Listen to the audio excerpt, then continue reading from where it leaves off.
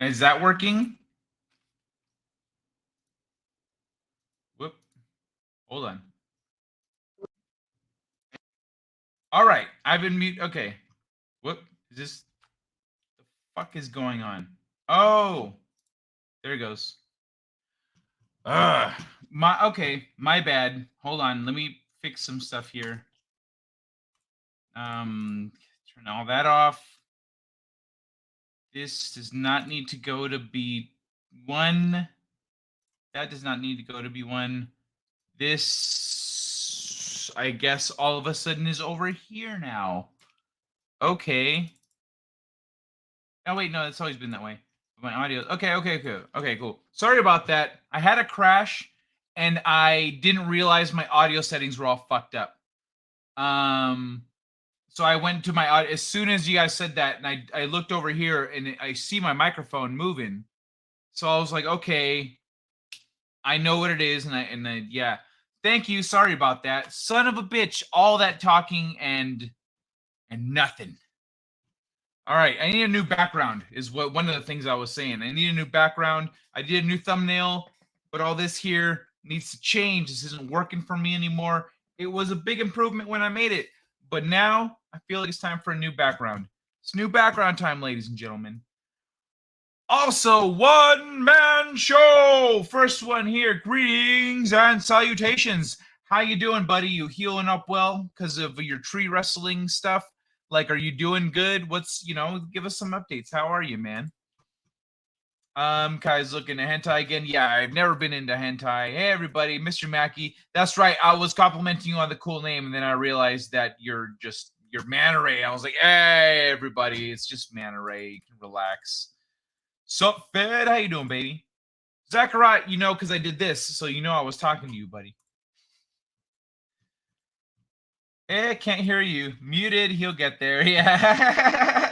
After the weekend I could have used some good news. That was not to be the case, I see. After the weekend I could have used some good news. Is that what you meant, good news? You want some good news, Manta Ray? AKA Mr. Mackey for some reason. You want some good news? Motherfucker? Where do you think you are? Where do you think you are? You think you're on the bad news show? You think you're on the depressing midday show? No, this is Late Night Delight. Delight is in the title, buddy. What is this? You had a bad day shit. You know what? If you had a bad day, you go to Kai's show. There's a song. There's a whole song. They played it all the time. You had a bad day, a late night delight. It cheer you right up. Something like that. I don't remember it exactly. But the point is, I just smacked my fucking camera. The point is, Manta Ray, what the fuck, bro? You're in the right place. So what are you doing with this? Not to be the case? Not to be the case. How dare you, Manta Ray? Hold the phone. This motherfucker with the no, not the case. Shut the fuck up with that. No. You need to calm your shit, Manta Ray. You want to see some good news? Hold on. It's 2023. I got to dig deep for this.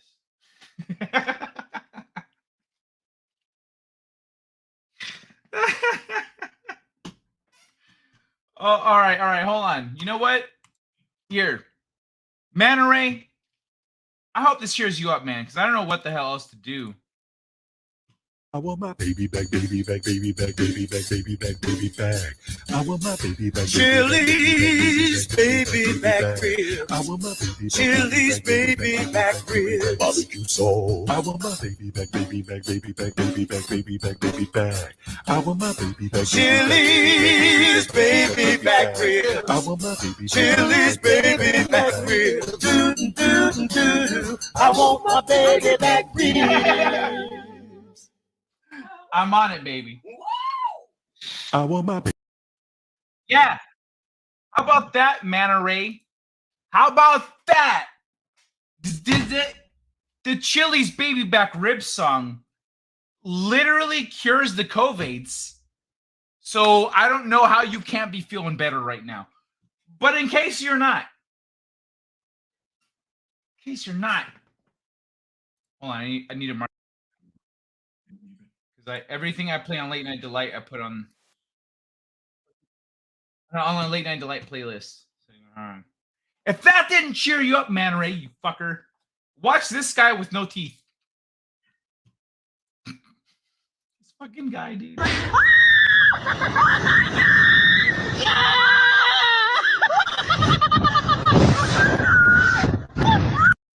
Quick pause. What was with that fucking Joker laugh? You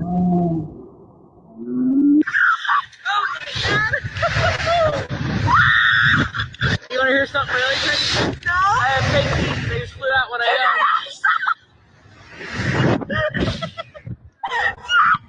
So they're all clearly on a first date.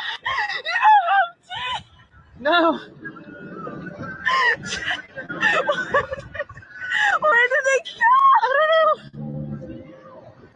I was like, why did he say, oh my god? So they just flew out? Yeah. Why didn't you take it out before we went? Because I've never had that happen before. I'm like, Okay, so let's see if we can catch it.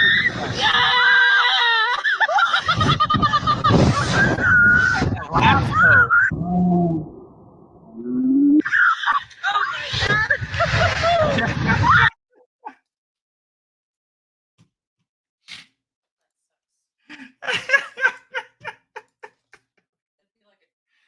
A chick's push-up padding falling out, and she like gets off the Right. small. Her tits just like downgraded. The G-forces, bro. Was that you? Was that you, Manta Ray? Hold on. Manta Ray, was that you? Because if it was, I understand why you're upset about your weekend. What? It's just being intimate. I bet it does. I'm looking you in the eye. Getting screen freeze now and then. Oh, try a refresh unless it's me. If it's me, then I'm sorry. I do have the little signal here. I do have the little signal. It is kind of lame. Oh, wait, hold on. Wait, baby, hold on. Wait, let me. Now let me hear you roar like a tiger dillo. That sounded pathetic. I said roar.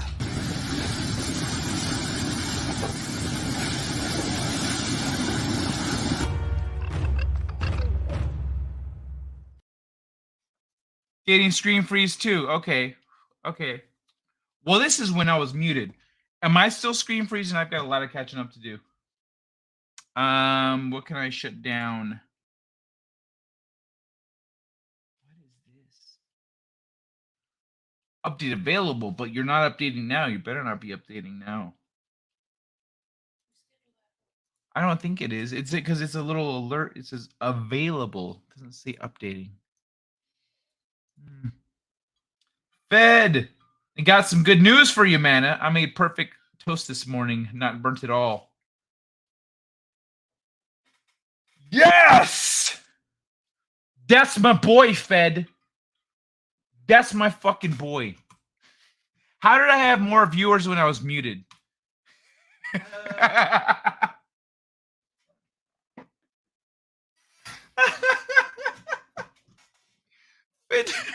It's durable. These automatic toasters are pretty good these days. Hey, Devil Flyer, how you doing, man? Good to see you. What's good? How's your comic? Right, you have a comic. How's, if I remember correctly? If not, feel free to correct me in the chat and plug your thing real quick.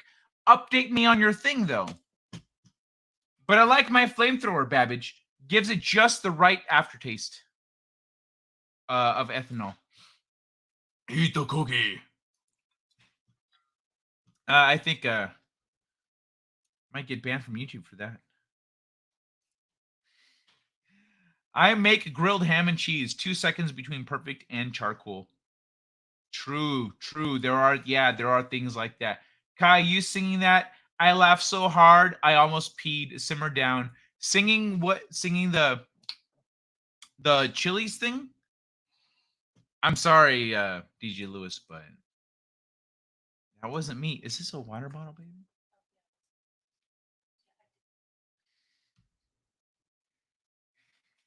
I have a refill. Thank That you. was a colder one. Thank you.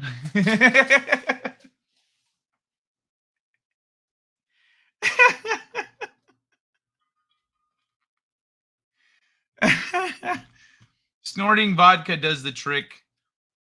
Hearing this jingle reminds me that we used to be a proper civilization. Dude, for real. Seriously, man. That shit was good. That was proper. It's because that was a jingle from like the golden era. That was when everything was working. It was like a little period where we weren't at war and the economy was good and everything was working. And we had Nickelodeon. We had Chili's baby back ribs, and like I don't know, man. Kai been practicing that dance all day. I don't dance. I wiggle. The Celine machine. Damn, he says. I'm okay. Wow, there hasn't been a chat in 4 minutes. The fuck? I'm okay, more or less. Right arm still can't lift 100 pounds. Problem is in the shoulder. Bro, I felt that shit today. Today, I was carrying a box of kitty litter. It felt so heavy in one arm, but in the other arm, I was like, the fuck? This ain't shit. But in the original, I was like, oh, I was struggling. I was like, oh my God, I need to exercise more. And then I went the other arm. I was like, oh, I do need to exercise more for rehabilitation reasons, not like clearly this is fine. Oh, boom, over here it just collapses. Injury from MMA. No, I'll tell you later. I'll tell you the story later.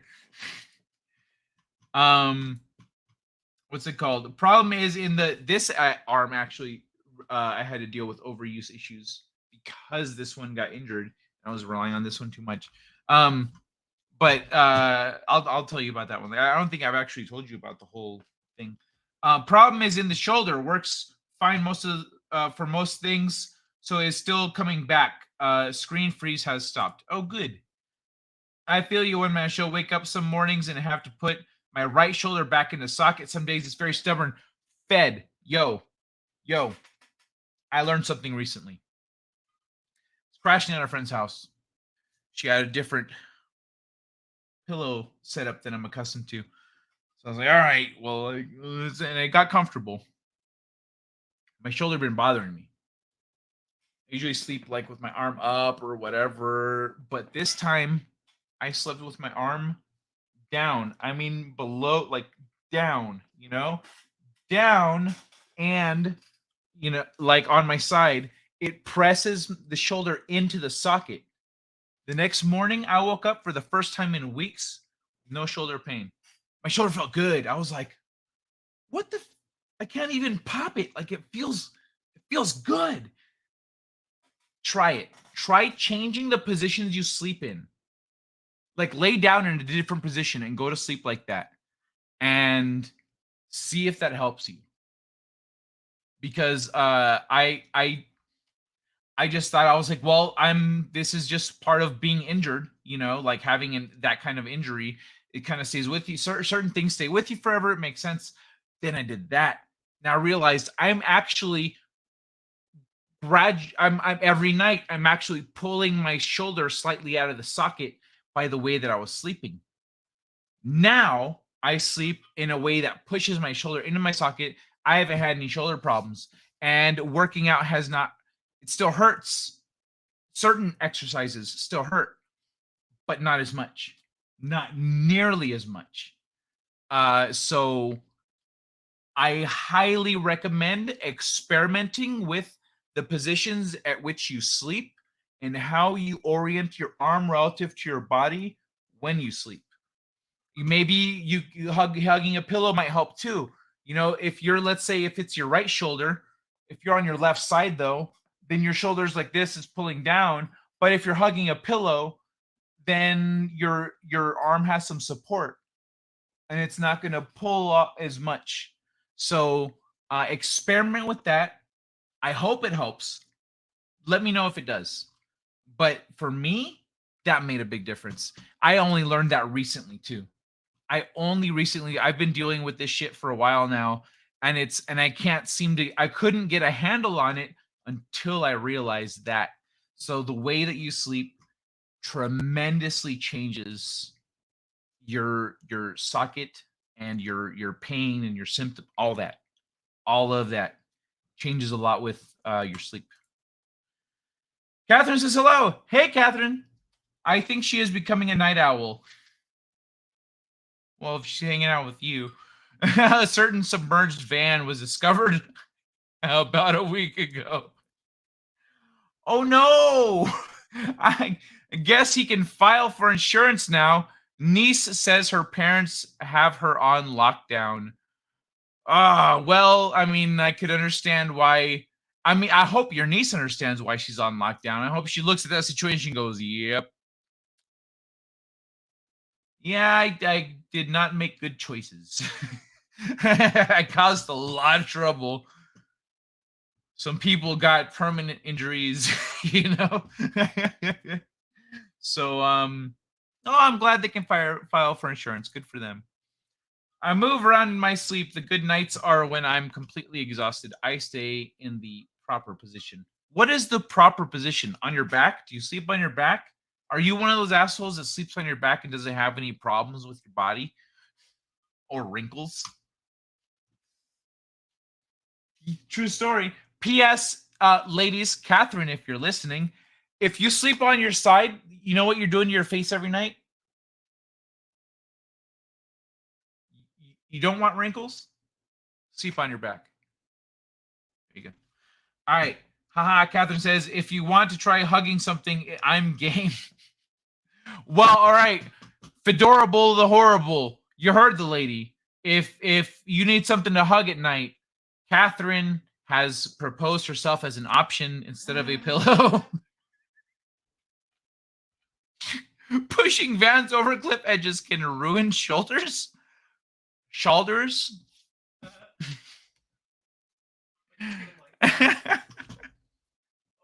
That does not make sense. Why would a Wookiee, an 8-foot-tall Wookiee, want to live on Endor with a bunch of 2-foot-tall Ewoks? That does not make sense. Oh my god. Yo, you know what? I'm so playing Breath of the Wild. I was like, sometimes I would watch, I tune into Vigilante Williamson's late night game streams when I can. And I'm like, how the hell does he get into these conversations while he's playing these games? And then I'm playing the games and people are saying shit and I'm just responding to them and go, oh, this is how it happens. So I appreciate all of you who come to my game streams, because even though I'm just playing video games, whatever we're talking about in the chat, I address that shit. I have the chat on screen while I'm playing games. So you guys can see it on screen. Even if you're not participating, you can see the chat and you can see me doing shit in Zelda. And we got into this. I need to clip that. I need to clip a segment from my gaming stream where we were talking about not giving a fuck. And I defined, someone said they were trying to not give a, I think it was Sam McCabe. He was trying to not give a fuck. And I was like, look, here's the key to not giving a fuck. And I outlined why you give a fuck about things and how to not give a fuck about things. And it might actually be very helpful advice for someone out there. Excuse me. Jesus, man.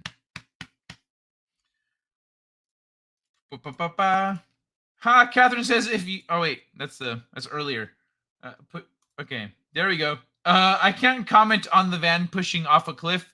I usually push vehicles with other vehicles.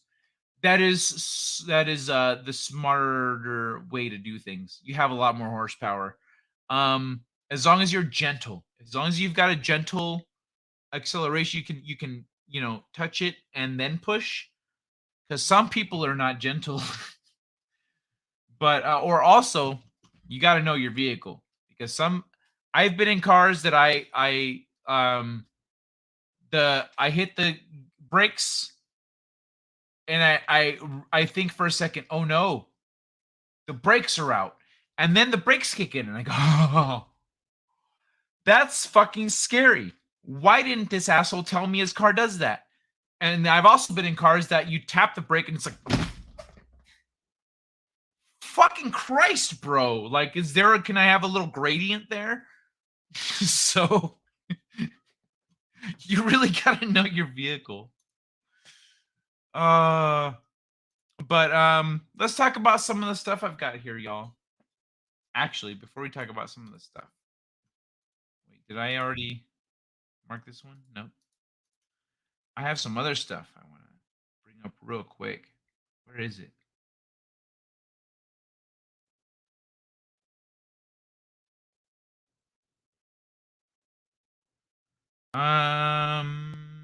Mexico, baby bear. Where is it?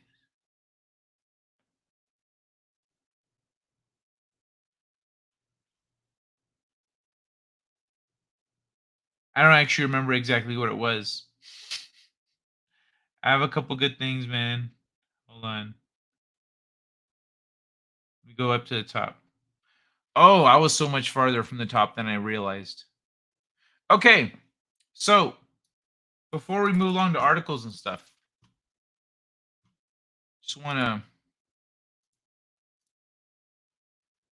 to bring this to everyone's attention. Beware of short people. Study. Small men, women, more likely to be psychopaths. Short people have psychopathic traits. So, if y'all know any shorties in your life, watch your back. Science says so. It's been the thing, right? Trust the science.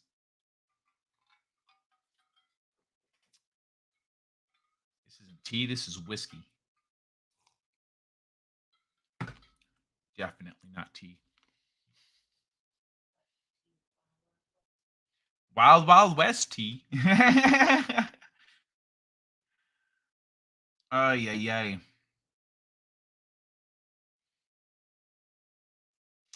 All right. So I didn't notice the little gif of mini me.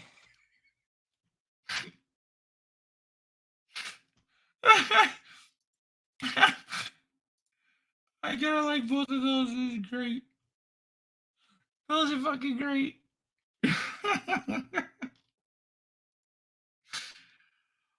Oh my god.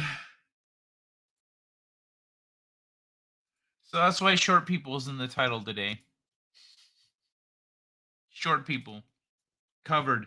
All right, get out of jail free cards and coaches, not managers. Let's talk about those, because holy shit. First, get out of jail free cards. Get out of jail free cards are first. Let me see what's going on here. Catherine, I can't comment. Niece called and I explained that lockdown is temporary and for her own protection, parents may be overreacting. It is better than them not caring. Yeah. That's well said. That's a nice perspective to throw out there, because a lot of teenagers don't think about that. They only think about the negative effects, They only think about the inconveniences. They don't think about the positives. They don't think of, oh, there's a whole other side to this where, like, those people might want to retaliate or something like that. When there are cases, so that gang MS-13. It's an El Salvadorian gang made of ex-military people, and the FBI essentially had a chance at one point to take them down completely dismantle the organization. The number one guy got a girl pregnant. That girl, at some point, became afraid for her life. Became afraid. She wanted something better for her kid. She went to the FBI. She was telling them shit, and her people started thinking, "Hey, I think this one's a rat," and so she went into protective custody and stuff, and they were like, "Don't contact any of your old friends. Don't contact any. Don't trust anyone, etc., etc." And she did. She was lonely. They were her family. They were her family. They were everyone. They were her friends, her family. Like, they were her people, and like she missed them. And so she reached out, and she turned up dead. And they lost the case. I mean, the case that they were building up was gone completely. With her dying, it was all gone. And then all the leadership went into hiding. And then they learned from that experience. They restructured, and now they have a whole new setup. So, sometimes people tell you, "Hey, don't do a thing for your safety." And people don't understand why.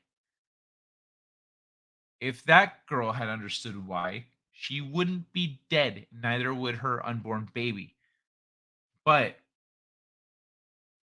she gave in to loneliness, and she called her friends. So yeah, it's that's a good perspective to put out there. Like, they actually care. Like, just think about that for a second. They care. If they didn't care, they go, "Yeah, whatever. Go out, have fun, peace out." None of that shit ever happened. Just go live your life. Yeah, they wouldn't care at all. So for as much of as shitty as your family can be, one man show, they care. That's good. Kai's on. Hooray. Hey, Elroy. Elroy, shredding. How you doing, baby? Then she said, "I'm not scared. I know your number." Aww. Oh man, that's so sweet. That's so sweet, one man show. Bro, that's so sweet. I know all about MS-13, funded by CIA. Well, yeah. That's how they got started, through let's say a collaboration project. But yeah, most people don't know about MS-13. If you mention it, they don't even know it's a gang. So if you mention it, "Oh, it's a gang." "Oh, okay, it's a gang." "Oh, yeah, and then they don't know. Like, most people are in absolute selective ignorance about gangs being generally very culturally oriented. So MS-13 is El Salvadorians. That's I mean, they might have expanded to Latinos in general at this point, but it's probably still all El Salvadorians, because it's all through family. You know what I mean? They go through family, they go through friends, they go through connections like that, and they keep it tight. And the mob was another one. They were all Italians. This is a thing. It's a thing. Everyone, especially when you have cultures clashing, people make gangs, and they orient them on culture, and then they fight. And then, even if society moves along, this is already happening. So let's talk about the cops. Traffic cop sues city over get out of jail free cards for NYPD friends and family. Fuck yeah! Absolute justice. Bro, this guy here, fucking Martin Luther, NYPD Martin Luther over here, is suing for this shit. He's like, "Nah, man, you can't just buy your way out of sin, man. Fuck you." All right. So Matthew Bianchi claims superiors retaliated against him for writing tickets for people holding corrupt courtesy cards. That's some Catholic Reformation shit right there. Hold on. I've got a clip for how this guy views this kind of corruption. There it is. Hey, somebody come get her, she dancing like a stripper. Hey, somebody come get her, she. Yeah, he's not about it. I know that may have been a little confusing, but like the two gangs of Congress. Yeah, that's a good way of, yeah, true. So Matthew Bianchi became a Staten Island traffic cop. What is this? Oh, it's part of the page. Okay. In 2017, 2 years after joining the New York Police Department assigned to enforcing traffic violations and issuing tickets. In the first 2 years on that beat, he received stellar performance evaluations.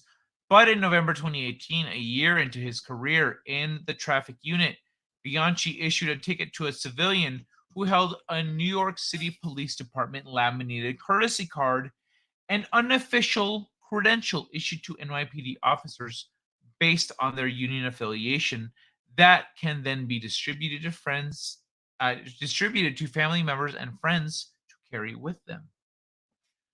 What happened next is the subject of a lawsuit against the city and a police captain. According to Bianchi, who is Cuban American, courtesy cards are used to maintain a system of impunity, a get out of jail free card for families and friends of NYPD officers to avoid traffic tickets, a growing source of revenue for the city.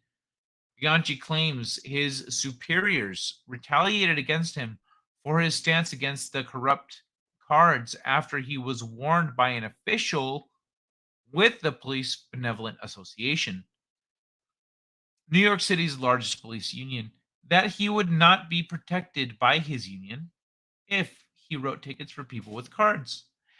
And if he continued, he'd be reassigned. In some cases, the complaint said Bianchi was reprimanded for, where's my mouse? There it is. Writing a ticket to relative or parent of an officer. In others, his commanding officers reviewed body camera footage to see if he was giving motorists with cards a hard time. I see card after card. You're not allowed to write any of them up. He told the Associated Press, we're not supposed to be showing favoritism when we do car stops, and we shouldn't be giving them out because the guy mows my lawn. Bianchi told his precinct commander that he did not agree with the courtesy card policy and claims he was told, it is better to be right. Is it better to be right or better to be on patrol? The lawsuit cites several instances where his NYPD colleagues complained about his ticket writing, including on Facebook. Still, Bianchi continued, ultimately writing up traffic stops in which he, in effect, ignored or questioned courtesy cards carried by fellow cops, family members, and friends. In one instance, he issued a ticket for speeding to a woman who'd blown through a red light. She still complained about the speeding ticket despite being given a break on the light as a result of her PDA card.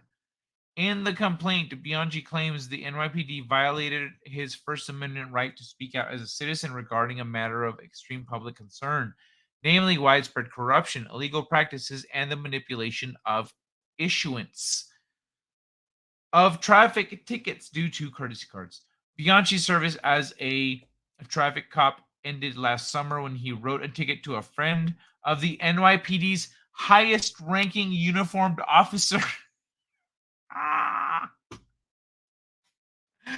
Chief Jeffrey Madry. The lawsuit states the woman never mentioned to Bianchi that she knew Madry, and the stop was unremarkable, according to the lawsuit. Bianchi claims he was later warned by a lieutenant that the stop pissed off someone very high up, and that Madry had called the precinct commander to demand that Bianchi be punished. 3 days later, he claims he was off traffic duty and on a night patrol shift. Bianchi filed an anonymous complaint with the city's Department of Investigation, but withdrew it when he claims he was told it would have to be on the record. He then filed with the NYPD Internal Affairs Bureau. Even though my car stop was a standard stop with no confrontation, I am still being retaliated against solely because the motorist I summoned knows a chief, and that chief is now mad at me. He wrote in a complaint quoted in the suit. This is not only corrupt, but it's a safety issue. He claimed that the practice of selective law enforcement, including giving the cards away in exchange for a discount on a meal or a home improvement job, comes with a component of racial bias. Staten Island. Ooh, I wonder if he's throwing that out there because of like the way society is right now. You know what I mean? Where they're like, well, this isn't really it. I don't care. And then you go, racism. You go, did you say racism? Oh, no. No, we can't have that. No, we'll get in trouble. Ding, ding, ding. Okay, what's going on?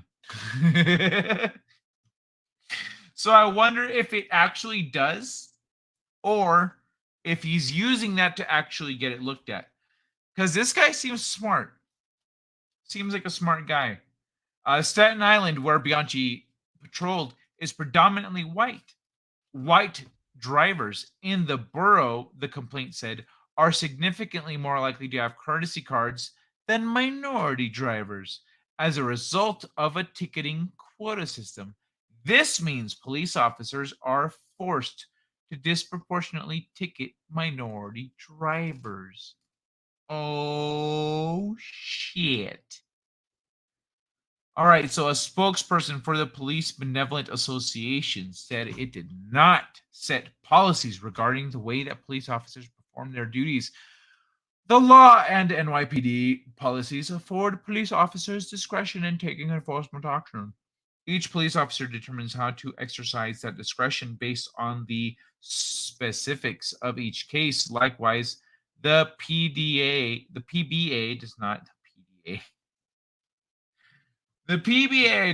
determine where or how the NYPD deploys its personnel. That is the sole prerogative of the NYPD management. The spokesperson for the NYPD said the department would review the lawsuit if and when they are served. Ronnie Dunn, a professor of urban studies. Hold on, let's skip ahead a little bit. It's not only a racial bias because minorities are less likely to be given courtesy cards based on the demographics of the police, but also creates a status bias because courtesy cards give impunity to violate traffic laws to family and friends of law enforcement and predominantly European Americans. European Americans? Fuck off, that's not a thing. Traffic stop resulting in deadly use of force by police against Black Americans and minorities is one issue of health. It further perpetuates the uneven justice system, etc., etc. We're getting into all the race baiting stuff. Okay, I guess it ends on race baiting. So it ends with the race bait stuff. The nationwide practice of giving out courtesy cards was one that reflects biases and prejudices and was, as such, a very serious problem that needs to be done away with, he added. All right, that's the end of the article there. The rest of this is ads. Ads. Ads. All I think about is ads.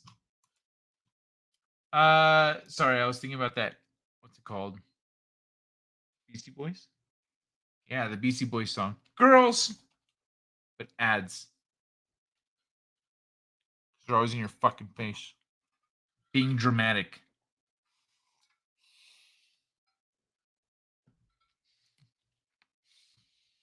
All right. So let me actually see if there's anything in the chat here.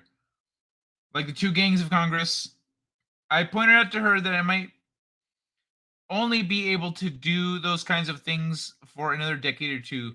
Might be a lot less with this shoulder thing. Yeah, that's true. That's it's good to think about. Like, hey, like people get old.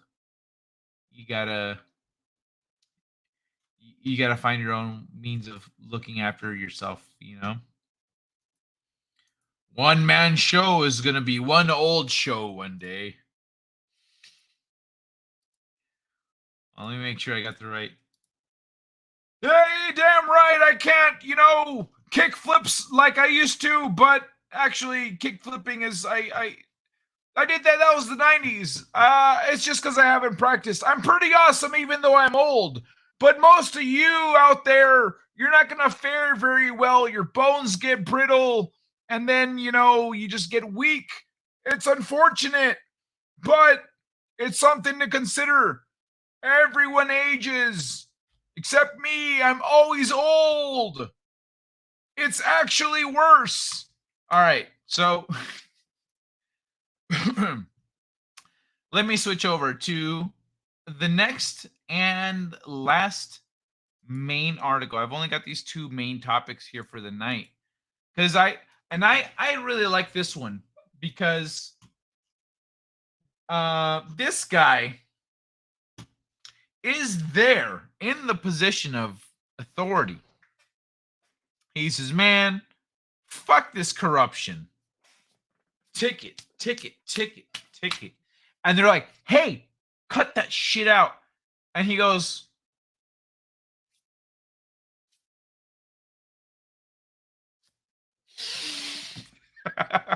and just goes for it.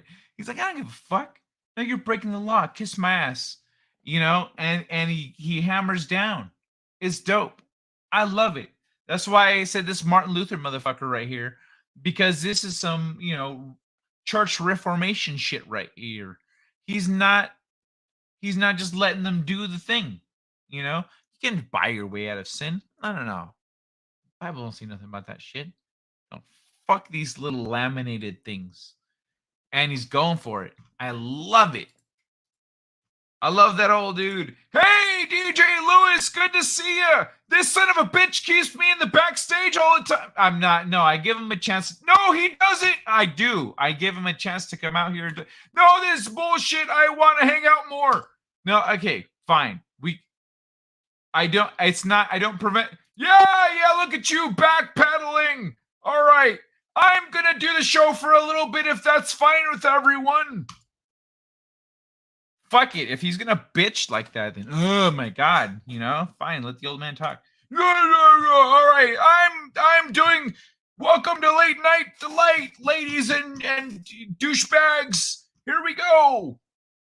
Fix your sound. Hey, Mr. Mackey, I fixed it a long time ago. Where the hell did you go? Did you leave? Did you abandon ship? Now I know who I can count on, Mr. Mackey. Pete has some very strong opinions on Luther. I kind of agree with him. Well, what are his opinions? Does he think Martin Luther was a douchebag? That's fair, everyone can think there are people who think I'm a douchebag. I'm just old. We all talk like this, I think. Well, the losers don't, but, the cool old people do.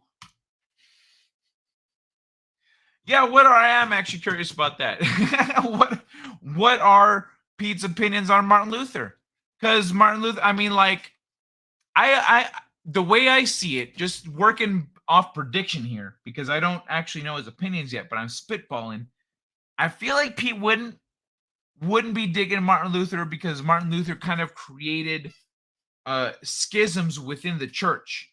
So there was the church, there was like there was religion, and then after that, it was like Christianity, whatever, Catholicism, whatever it was back then. And then after Martin Luther, it started splintering off because people were like, oh, I can do my own version of this? Cool, I'm going to make a mod of Christianity. Christianity mod. Go, it's live, everybody. Hey, subscribe to my mod of Christianity. I could see Pete feeling like that about Martin Luther. Like, fucking Martin Luther started all this shit. Now we got Seventh Day Adventists, and we got all these different kind of fuckers out here just trying to feel special, like their own way of worshiping or whatever. You know what I mean? I could see that. Catherine thinks Old Man Kai should have his own segment. Well, I mean, we don't really work on segments around here, but if anyone asks me a question, I will answer. So, it's kind of an ad hoc thing. Yeah, if you guys have, if anyone wants to talk to Old Man Kai at any moment, you just gotta ask the question. You just gotta say something. Say, hey, how's Old Man Kai doing? I'm doing great. Oh, wait, that was you. Hey, I thought the audience wanted to know. How am I doing? I'm doing great. How are you all? Who is Martin Luther?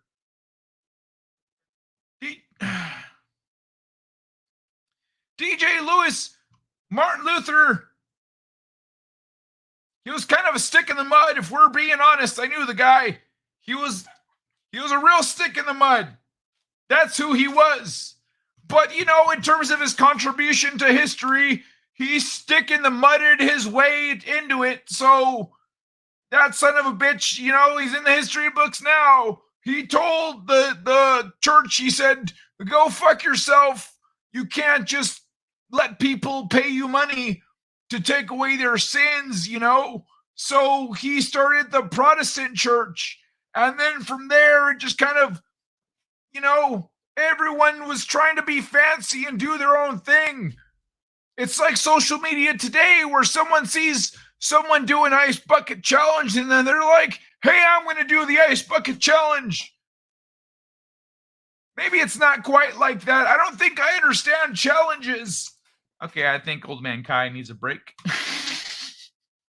Why don't you ask him yourself, your friends, or maybe come to one of his Sunday shows or just watch the show he did the Sunday show. Okay, bro, I watch Pete regularly, but Pete streams more than I can watch him stream. You know what I mean? So I feel like I've heard him talk about Martin Luther, but I'm not at every stream listening the whole time. Let's say he goes on a rant about Martin Luther for 45 minutes in the first hour of his show, and I show up for the second hour. The fuck am I supposed to do, Mr. Mackey? Okay. How many years until I am Old Man Kai age? I'm 60. Oh, I remember being 60. No, wait, no, I don't. You've got a long way to go, pussy. Oh, it's DJ Lewis. Sorry, I like you. Yeah, you've got a long way to go.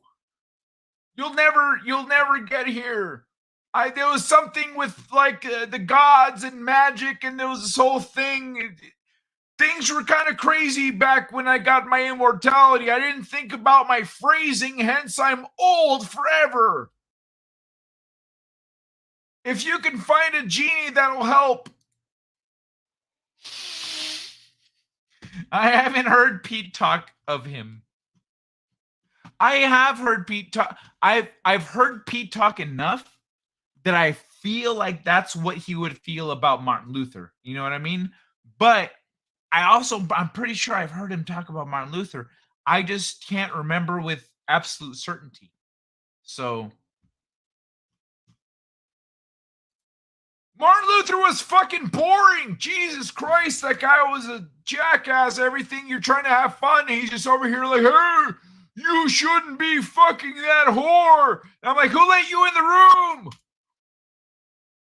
Okay. It's weird hearing you. My real last name, it's weird hearing you, my real last name. It makes me smile.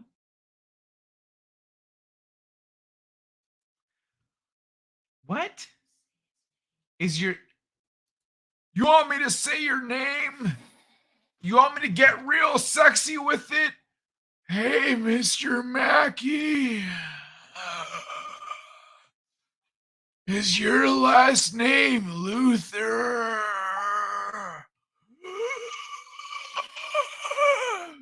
I'm trying to breathe all sexy. Am I doing it right? No, you need to stop that. I think you're going to drive away all my viewers. Everyone that's here to have fun is just going to stop jerking off and leave if you keep. Stop it, please. Other than being sick, other than being a stick in the mud, what else did Luther do? I'm sorry, I didn't explain anything. I did! So look, fucking Martin Luther, that son of a bitch, he nailed a thing to the church doors. He said, hey, these indulgences or whatever they were called are bullshit. You can say, hey, I sinned, and the church is like, give me some money and you're good. And then they were like, cool. So people will do that and then sin and then come and pay their way out the next week. You know what I mean? And the church was rolling in the dough. They were playing that club song. You know, bitches and hoes up in the club. And there's a girl here looking right there. I don't know the lyrics, but they were just rolling in the dough and popping champagne bottles at church Sundays, you know? And Martin Luther said, this is BS. This isn't, spiritual. This isn't in the name of God and shit. And I don't think he cursed, actually. I never heard him say a bad word in his life. He was a pussy. But, he stuck to his guns. And he gave the church the middle finger. I respected the hell out of him for that. That was great. Most people back then, the church. They were just pansy asses. But Martin Luther, bitch made as he was, he gave him the finger. So Martin Luther, from him spawned the Protestant church of whatever. That's what he did. Learn your history. There you go, DJ Lewis.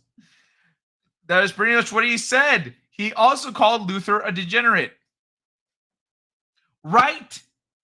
Okay. What? Okay, I don't know the degenerate stuff. Why is he a degenerate? I don't understand where that's coming from. But everything else, I've heard Pete talk enough that I could pretty much figure out what his opinion was of Martin Luther. Need to step away for a minute. Catherine's mind is in the gutter. Oh, yeah. Get it, Catherine. You work those hips. Maybe me talking sexy in the background's gonna help the mood. Get jiggy with it. Do a little bump and grind.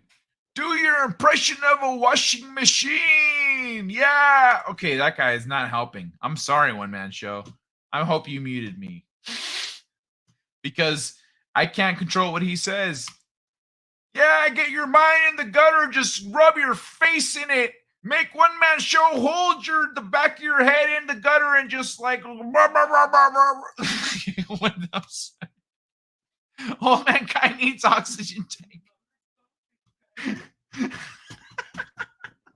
What's that?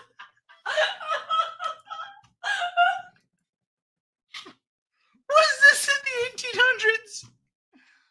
It's pretty presumptuous of you to think that this is where I come to take off. Well, why wouldn't you? Don't I make you feel all tingly inside, Manta Ray? 1500s. Luther proposed burning synagogues. Wow, that's pretty hardcore. I don't remember that. I used to drink a lot back then. Okay. Oh, old man not helping.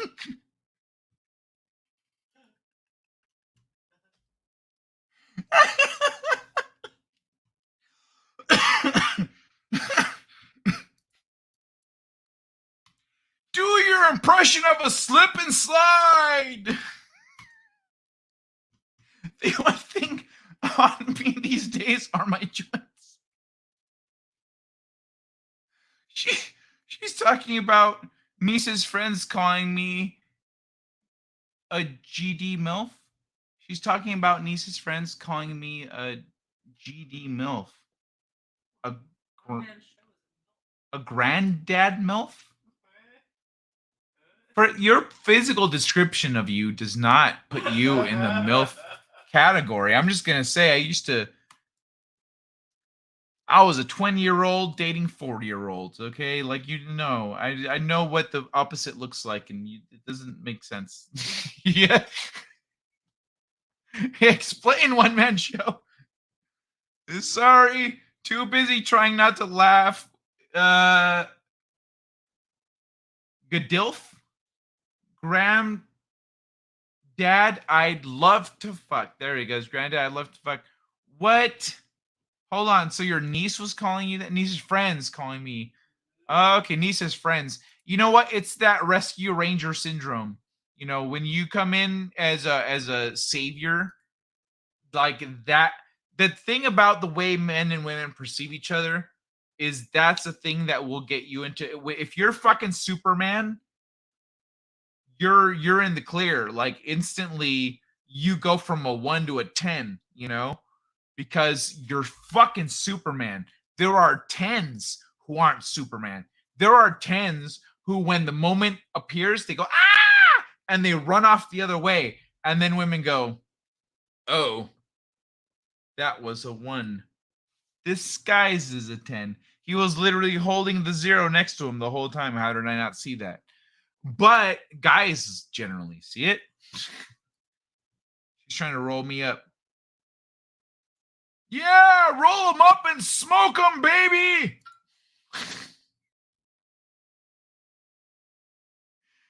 Okay. Well, y'all have fun. I believe he means DILF. No, but he's not their dad. He's like a granddad. Right? It's GD MILF? Yeah, GDILF. Sorry, too busy trying not to laugh. Okay. Granddad, I love you. GDILF! You sound mentally disturbed if you try to say that. Oh, yeah, you're a GDILF. GDILF. If the woman doesn't find you handsome, they should at least find you handy.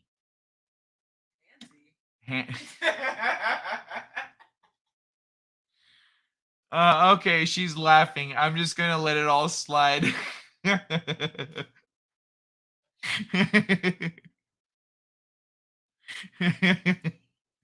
He's like, all right, you know, everyone seems happy. I'm just gonna go with it. Whatever, we're good. All right. I need something to transition here. I can't just hard transition out of this one. Ooh, what do we got? What do we got? I know. This is the perfect transitionary clip here, everybody. You're the reason why I am my way. You're the reason why I rip my shirts, why I eat at the buffet. Butter, you got your very own kind of nice. We all live inside a butter world. Oh, butter. Gonna eat it by the sticks tonight. Gonna eat out this world. Oh, butter. I'm about to take a bite, 'cause I want that salty cream. What I dream about all night. Butter dreaming. I'm about to take a bite, 'cause I want that salty cream. What I dream about all. Butter.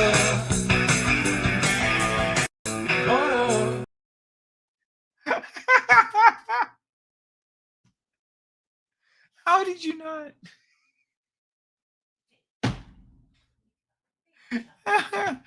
All right, everybody. Sorry, I'm back.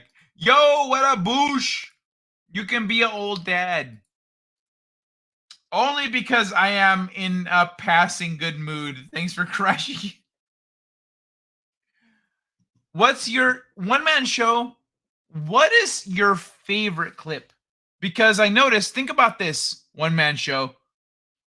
The world the world around us is a reflection of what we put out into it. I don't actually know what your favorite clip is. I only know your least favorite clips because those are the only ones that you express. They're the only ones that you voice and talk about. When you only voice displeasure, you are more likely to bring displeasure into your life. So, what do you want? What do you like? When you're here and I play a clip, you go, fuck yeah, I love that clip.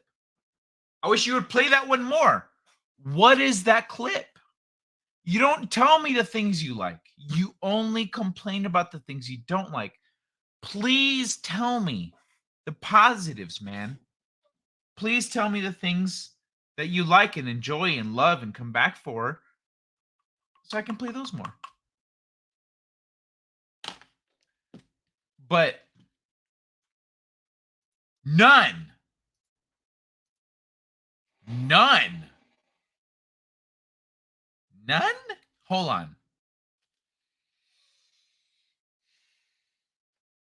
Not even this one? Cookies? Yes, me accept. Me click yes, cookies. Where cookies? Cookies, cookies, no cookies. What is real? Me trust nothing. Do you hate Cookie Monster? One man show. Let's find out. Average or worse? I know that's not a response to the Cookie Monster clip. I like them for different reasons. Butter is lyrically brilliant. Tennis ball is dark comedy. Basketball is like a Shaggy Dog story. The spinning tree cat, the spinning tree rat. That one's your favorite? Hold on. Where is it?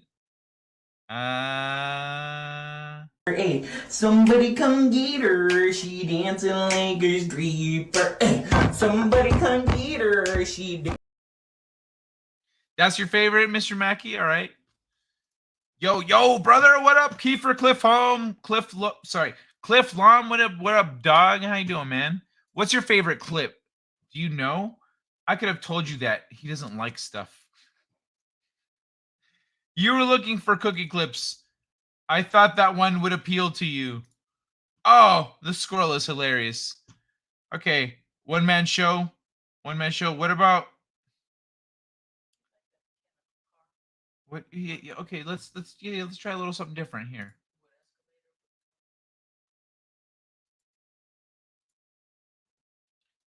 Okay, hold on.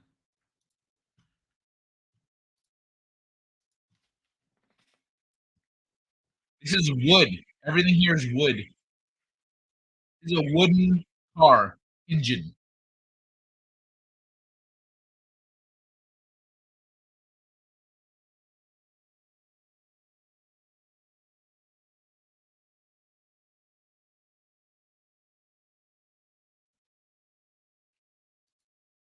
Yeah. Yeah, how about that? You digging that? Look at this one. 100-year-old wooden escalators. Wooden escalators, still in operation in the world's largest department store. Look at this. That's metal. That's wood. Look at that wood.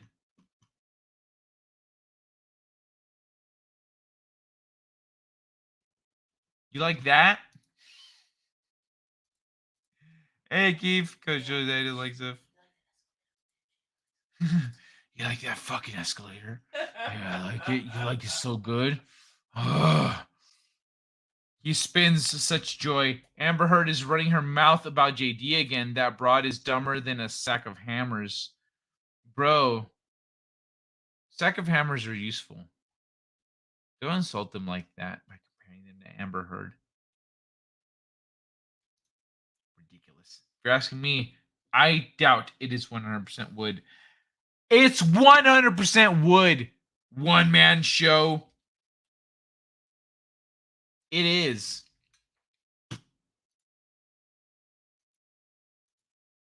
$100%. It is. Look at all that. That clearly it seems to be some kind of a power thing he's plugged into it, or like a what's it called? No. Where did the fuck? There's a word that's not coming to my brain right now. Your car spark plugs. There we go. Maybe that's a little box of spark plugs over here. There's some kind of plastic tube. See a little plastic tube. Everything else here is wooden. Look, he's got a little crank thing spinning. He's got gears. He's got, look at, things are clanking and shit. Yeah, it's got cogs. It's got cogs. Bro, who has cogs anymore? This fucking guy.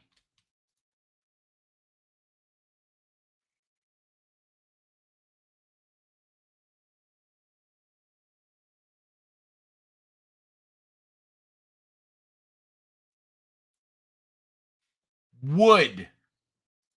Non-believer. It was powering it. Fuck, yeah. Faith. I don't know, man. Fuck. It's, look, hold on.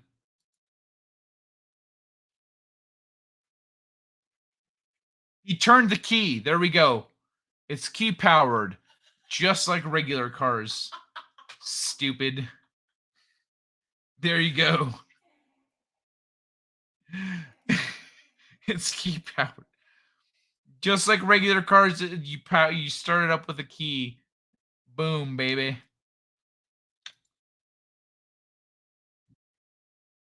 Or you're arguing semantics, like when someone says there's a gas engine, it isn't made out of gasoline.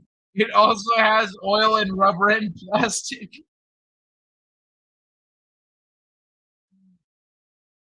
Sorry, dude's lurking. Yeah, it isn't technically totally made out of wood. There's also air in the space between the parts, so it isn't totally wood.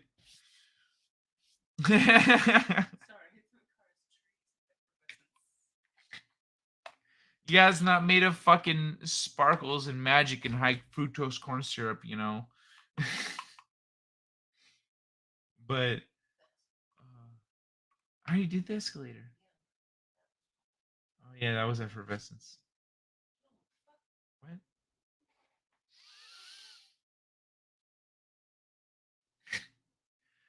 Oh my god.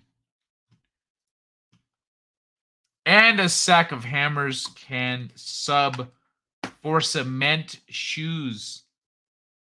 For a bag of cats. For a bag of cats. Total wood. Total wood.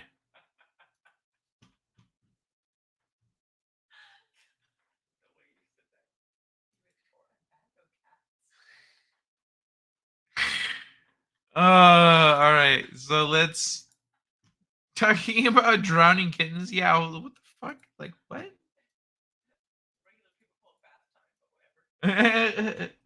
All right. So actually, before I jump into this, I'm gonna take a quick little smoke break. All right, there's no way one man show hates watching an Indian guy smash his nuts. And what a game here as Johnson kicks toward the goal, and oh my god, Singh makes a fantastic save. But I believe he hit his nuts on the goalpost, He is down. Let us have a closer look at instant replay. Not only just self-sacrifice on this play, but sacrificing future generations as well. Obviously going all out for his team, saving the ball right here, but also losing 2 on the play, putting his balls on the line. Let us have a moment of silence for this man's fallen brothers. As you see right here, he got to the ball and so did...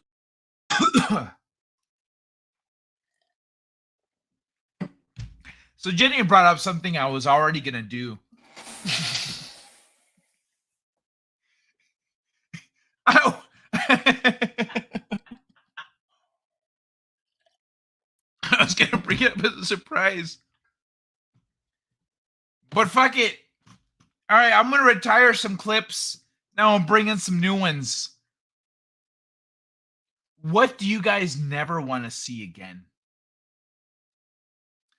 Over the next couple weeks,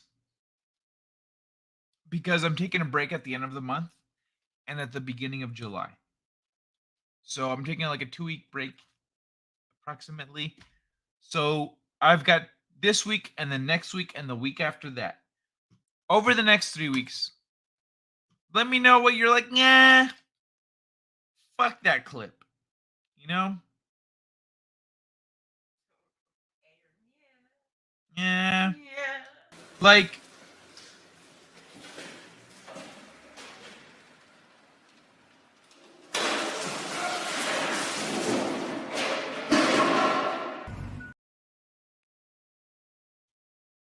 that one or this one.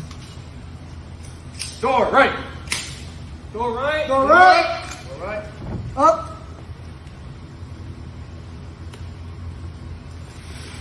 Preacher up. Preach.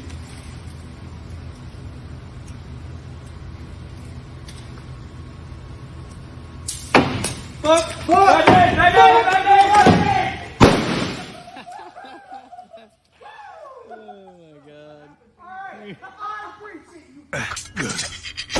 First try. That fucking clip always gets me. That one guy. All right, high five.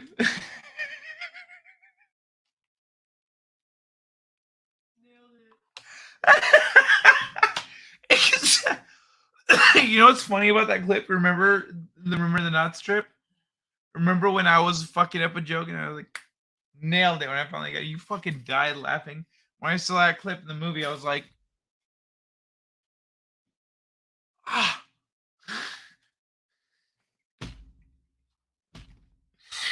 Oh, but let me totally would. Sack of Hammers. Drowning Kittens. Wow, that song really pokes at my dark side. So is it really necessary to grind up your weed? I could just put a nug in a bong like a man. See, the thing is, here's the thing. You could put a whole nug in a bowl. You don't put it in the bong. You put water in the bong. You put the nug in the bowl like a smart person. Man or woman. You put the nug in the bowl, then you burn it and smoke it and whatever. But the flour, that nug that you're putting in the bowl is flour. And if you break it up, when you hit it with the fire, you're getting more surface area if you break it up. And that means you're getting more THC, you're getting more CBDs, you're getting more. When you grind it up, the stuff that's on the inside, you burn all that shit too. So if you get a nug, just a solid nug, and you smoke it, good for you, noob. But if you grind it up at least a little bit, just break it apart. You don't need to grind it in the little pieces. That's the optimal thing essentially. But if you just break it up, you're getting a lot more surface area. You're getting a lot more bang for your buck. You're getting a lot more weed for your toke. You know what I mean? Yeah.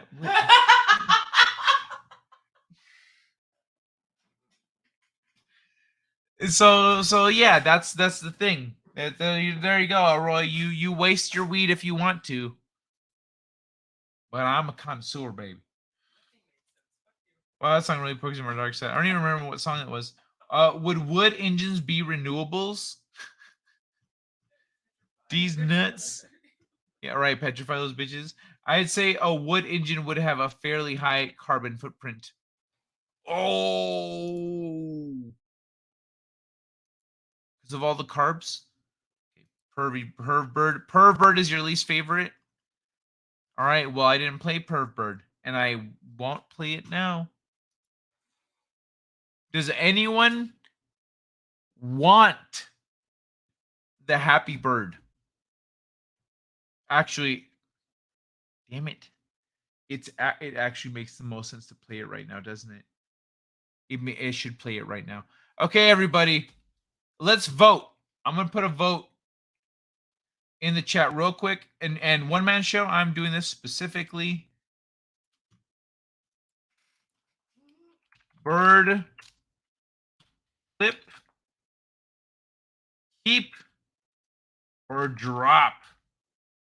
Okay, ask your community. Community has been asked, and this is the clip. This is one man show's least favorite clip, and if you all vote to drop it, one man show will never have to suffer this clip again. Let's do it. You're so cute. Mwah. What happened? Oh my goodness. Thank you. You vote drop? You don't like it? Is it weird? There's better bird ones? Jenny says there are better bird clips. No, oh, I hear the cats behind me. They're so cute. Do I have any bird clips here? No recent bird clips. Wow.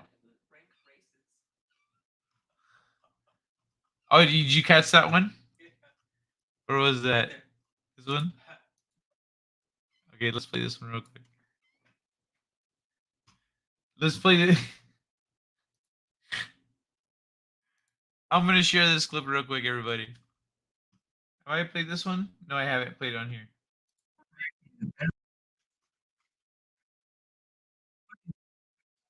Oh, son of a bitch. It's muted. We're ranking the best and worst races from around the world and putting them into a tier list. Now, these next two races I can barely tell apart, so we're just going to lump them together. Don't tell me about they have different histories and cultures. I really don't care. They're the same. The Henry Ford Health Systems 200 and the Vetmec Company World 200 are the same race. They might as well be D tier. We're ranking the best and worst races from around the world and putting them into a tier list.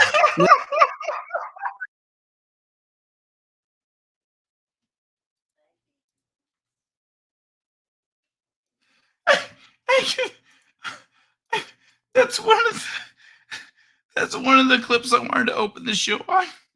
I forgot about it.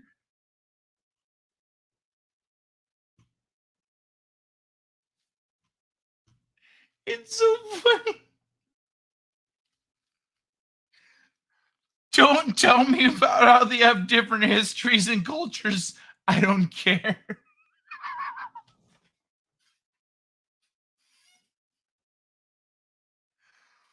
Oh, it is fucking funny. Okay, let's move along. What engines are carbon capture devices? Oh, they're digital. Okay. Got to keep soccer grenade. Kitties. They're so cute. Oh my god, I want to pet my kitties. The keg video was funny. I wonder if he was the camera guy or in. I wonder if he was the camera guy or in cahoots. It could have been a security camera. I never wanted to see Joey bribes pretending to be POTUS again. Can we retire that? What are you talking about? Joey bribes? I don't have. That's not a clip that I play. Correct. The inside of the nugget will cook off the THC before it becomes smoke. What? The inside of the nugget? The baby, but he called it a nugget. No, yeah, I hear you. It does, what did you fix? What did you fix? Bring your Kai to school day.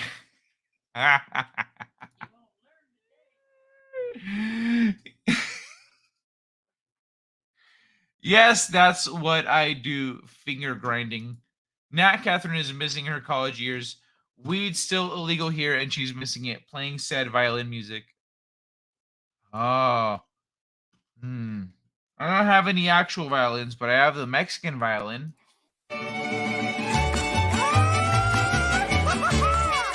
Hola. I'm not gonna play the whole birthday song.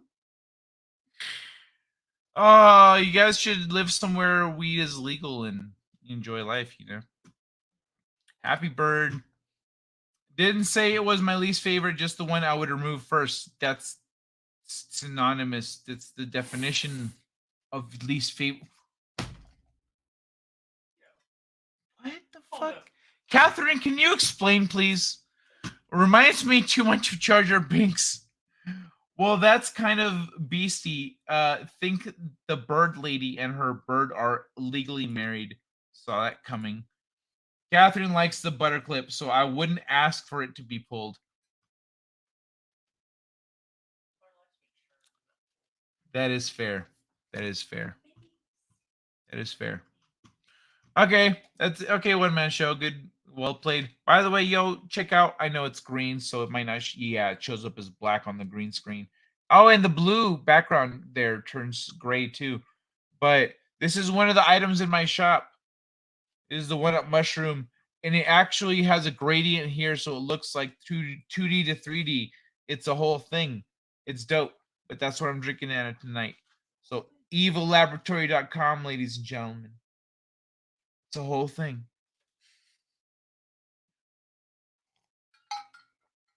I don't understand how you don't like the butter. One man show. Can you please, if you don't mind, can you please explain to us why you don't like the butter clip? It is lyrically brilliant, and you being a writer, I would imagine that would appeal to you. Why don't you like the butter clip? Play on words, Mr. Robot. Likey. People freak out about weed being illegal in Texas, but if you're not doing anything wrong, cops really don't care. But there wasn't a violin. It's called a Mexican violin, Sundance Kid. It's just a stringed instrument. What the? Funk that bird and her lady. Okay, oh yeah, that's right. There's a poll going. Let's see it.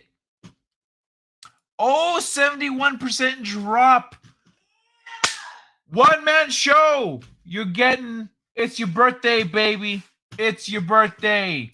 We're doing it. We're doing it live. It's a bird. It's a bird. It's your birthday clip. All right, y'all. I'm going to share my screen. You guys can watch me do this. One man show. Where is it? Hold on. I'm going to find it first. Okay. View tab.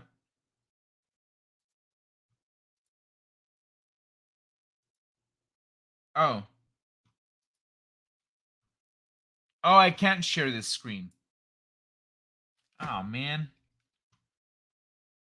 If y'all put some sanitizer on y'all hand, y'all can hold my baby. But here he go right here. Ain't he cute? Ooh, what his name is, girl?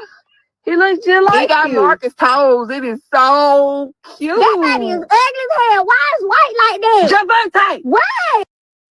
Okay, no. So, yeah, I'm sorry. I can't share my screen while I actually do this part. But it's getting dropped, baby. End poll. With 7 votes, 71% people say, fuck this clip. Delete video. Get fucked, Happy Bird. All right, let's do you guys want to go through all the clips? No, we only have a half hour left of the show. Let's go through a few of the clips. Let's hold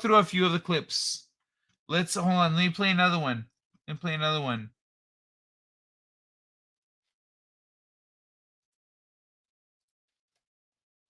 let me.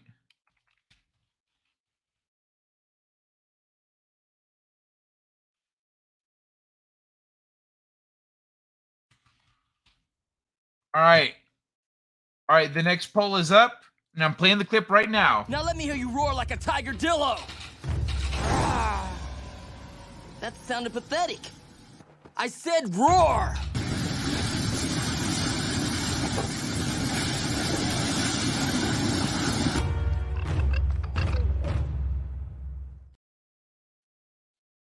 I know that clip came from DJ Lewis, but I gotta ask the people anyway. I gotta treat it the same. Gotta treat everything the same. So let's see. Wait. If a driver is pulling away, cops aren't going to waste their time unless they're speeding or swerving or running lights. Sounds of Silence is lyrically brilliant. My standards, not everyone's. Butter is fun, according to Catherine. Oh my fucking god. That was hilarious. Humor. What was hilarious? What the clip I played? Oh, the Tiger Dillo roar? Okay, gotcha. Humor is just not my thing. See, here's the thing, one man show. It's not that humor isn't your thing. Everybody has humor. The thing is, not everyone's humor matches up. It's a bell curve. You just happen to be on a lower part of that bell curve where you find a more narrow range of things to be funny. Other people find a wider range of things to be funny, and oftentimes the range of things that they find to be funny doesn't line up with yours because you're further on down the bell curve. So, humor is for everyone. Happiness and joy and love and laughing, all that shit. Humor is for everyone. You've got humor, one man show. You have a sense of humor. I've made you laugh. I've made you smile. But it's not always the same thing that makes everyone else smile and laugh. You know what I mean? Sorry, Jenny's back here. So, humor is for everyone. Humor is for every living thing. Fucking animals get humor. There is humor that can make you laugh even when you don't want to. You'll see it happen and go.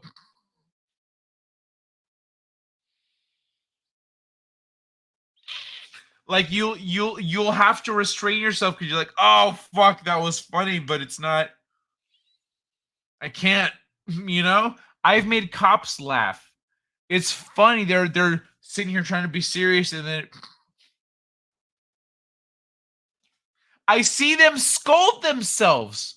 They go, like, fuck, this guy made me laugh. Son of a bitch. Oh, I broke rule number 1. Okay. Maybe I can still give this guy a ticket. Maybe I can still bring myself to it. They can't. No, they can't. So one man show, humor is for everyone. It's not that it's not your thing. It's that you personally don't relate to the most common forms of humor. That's all it is, man. You've got a sense of humor. Clip, clip, clip. You're a booty. Tiger Dillo equals indifferent. That's a hairy booty, Elroy. You best keep it somewhere if you see a bus fire.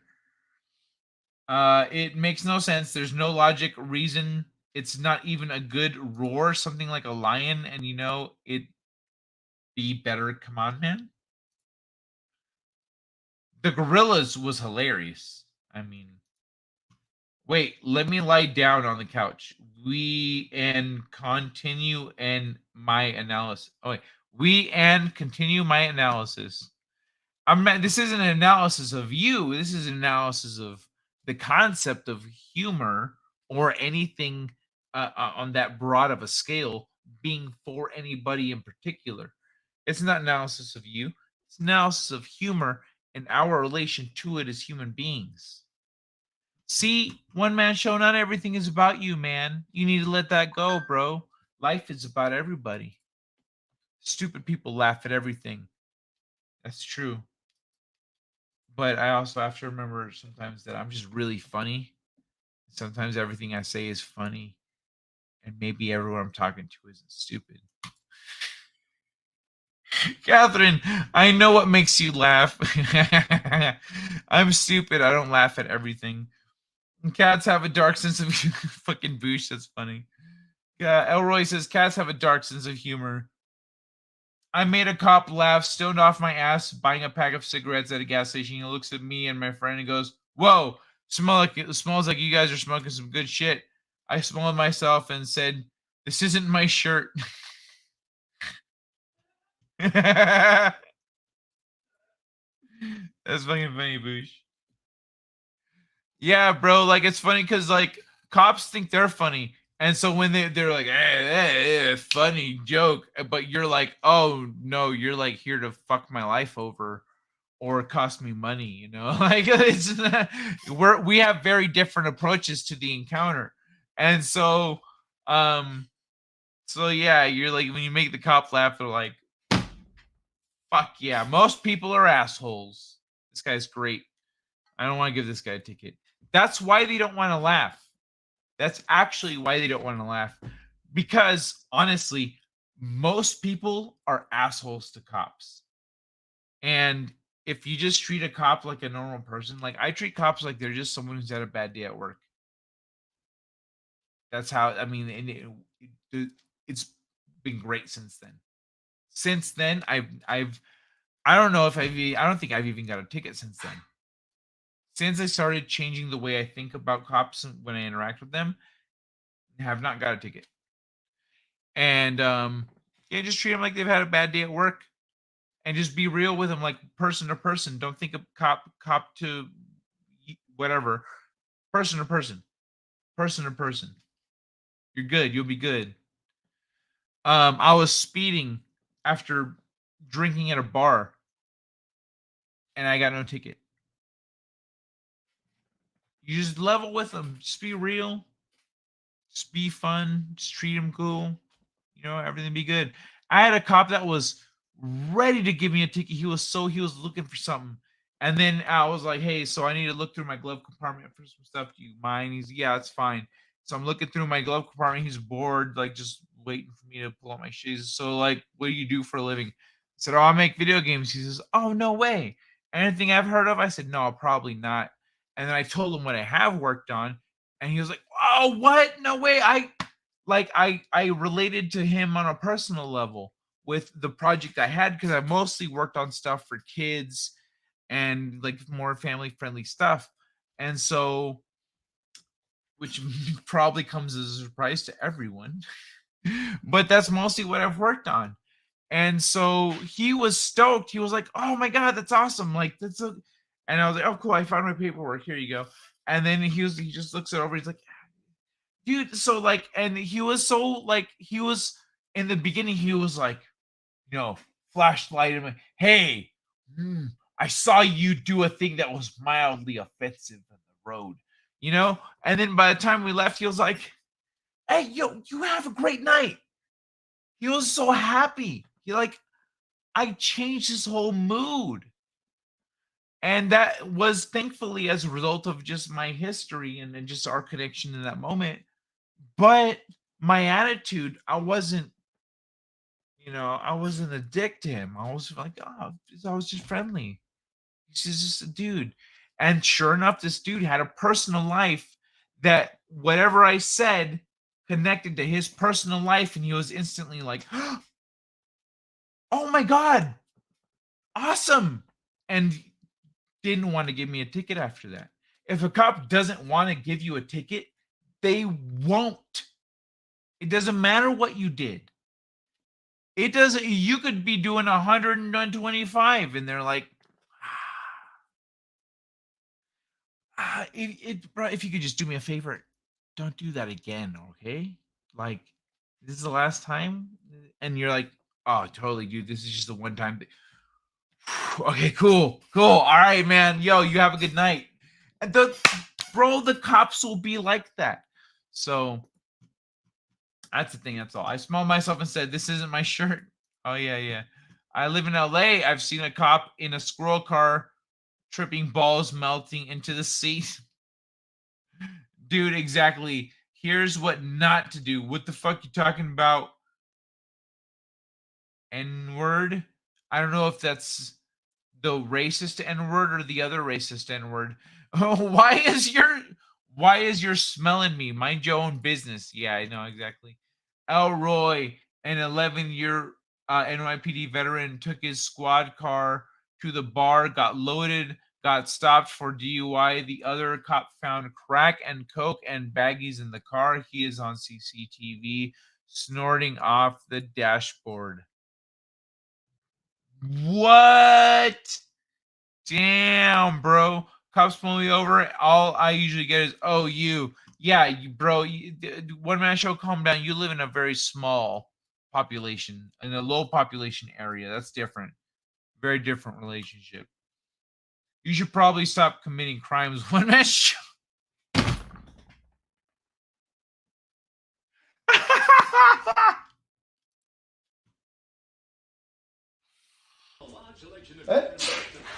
What the fuck?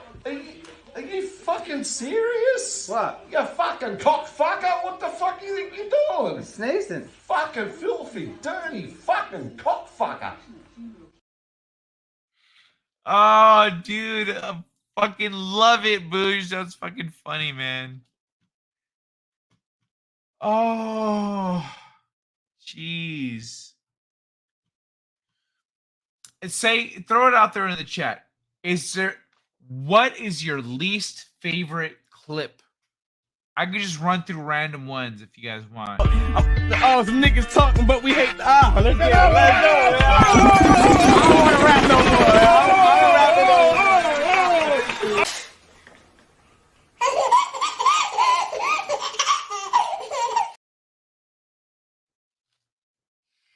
more. Is that one? You know, there's this one. That's my son, and we are doing the emoji challenge. Today I'm doing whipped cream.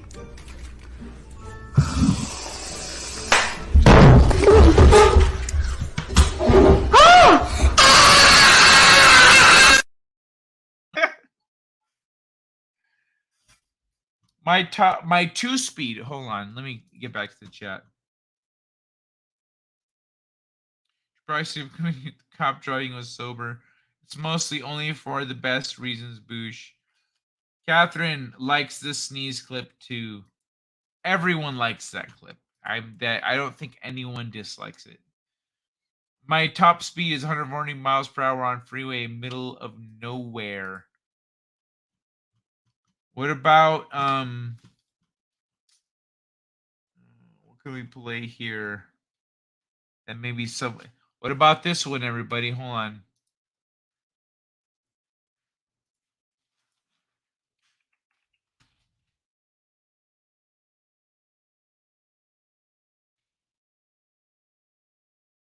All right.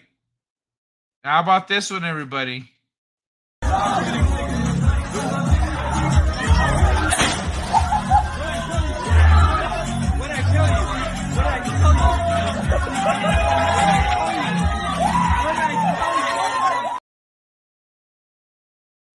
What about that one?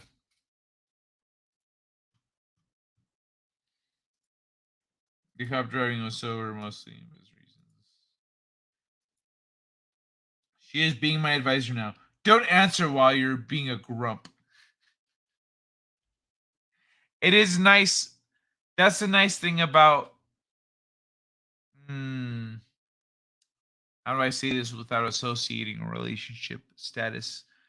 This is what's nice about having that kind of a female presence in your life is that they see you and they go, I know you. This isn't the best time for you to say a thing. Give it a sec.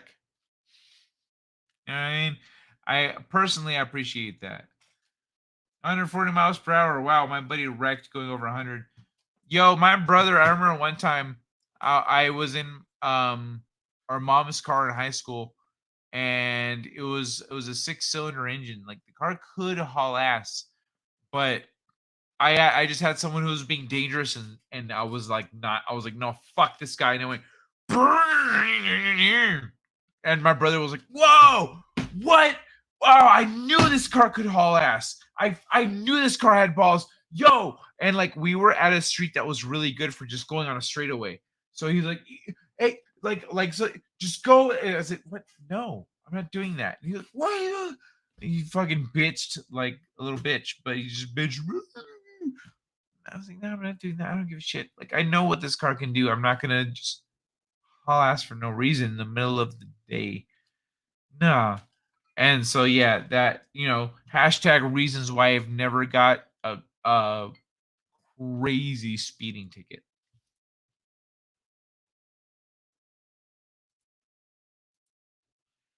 That's destruction. Very good. He was in a truck, flipped and rolled. Ah, man, that's rough.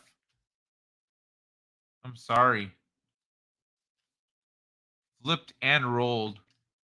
Like this? I'm sorry, but I'm not trying to be insensitive. It's just Good, how's it going? You ready? Yeah. Good, how's it? He's about to start it.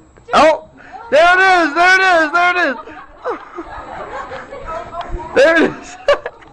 He's going and going. Energize the body! That's what I'm talking about. Keep it going! Keep it going! Keep it going! You got it! You got it! You got it! Oh, sh**! Oh, sh**!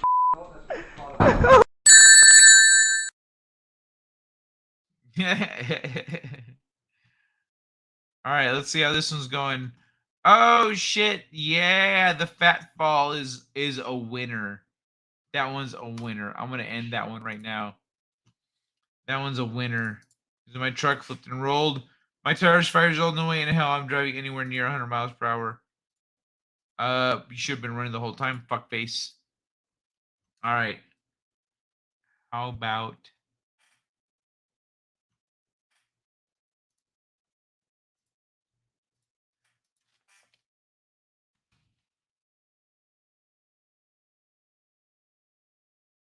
all right.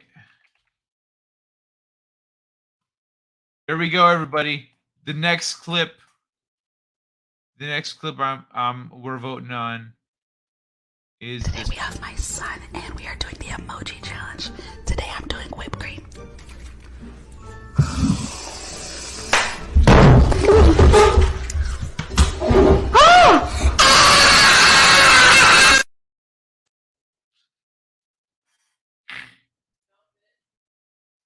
Oh, is that your vote?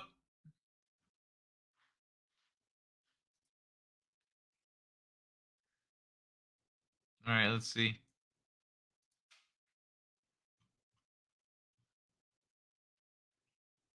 All right, so I'm gonna play a quick, long clip. And separate from the poll. The poll is for the clip that I played. But if you want to vote on this clip that I'm playing right now, put a little fire emoji or a literally any other emoji if you don't like it. Fire emoji if you like it, any other emoji if you don't like it. Here we go. Whatever, bring it on, bitches. You'll never, ever make me go away. And the only way you would be able to make me go away would probably be at gunpoint on my property, but then 2 or 3 of you would pass on to the next place with me for certain before that went down. There you go. But anyway, that's how scared I am of your asses, and I know you're watching, and you're a bunch of coward-ass, slimy pieces of shit, and the good people are going to win, and they're probably going to string you up by your little pencil necks. There you go. Now, what else? Get back to you guys. Let's get back to you guys. Ooh, give me a little burn right there. Try that again.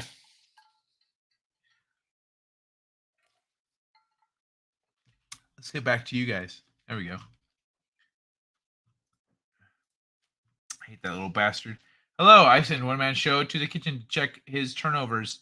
The screaming kid needed some behavioral correction to make the clip better. Yeah, that little. The thing is that clip seems orchestrated. You know what I mean? It seems orchestrated. If it's not, then freaking hilarious, but also yeah, that kid, it's one of those things that kid needs a whooping, but that kid is also a legend. If that kid did it knowing he's going to get a whooping, legend. I'm sorry. It doesn't matter. Legend. Like, and me as a kid, sometimes I do things like, I know I'm going to get in trouble for this. I'm doing it anyway. I don't give a shit. Boom. Done. So there is that. I would have been. It would have been better if that woman beat his ass. Bong rip time crumbled propo. Who is he talking to? I don't know how the emoji thing works. Oh, if you're on your phone, I think it's if you're on your phone or your PC, there's a little add reaction button, little emoji button. You can click it and it'll give you the stuff. But maybe the kid likes a whooping. He could be into that sadomasochism stuff. Yeah, I never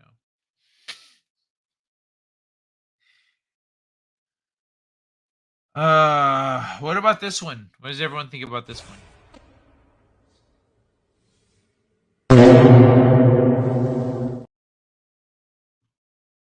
Oh, that's right.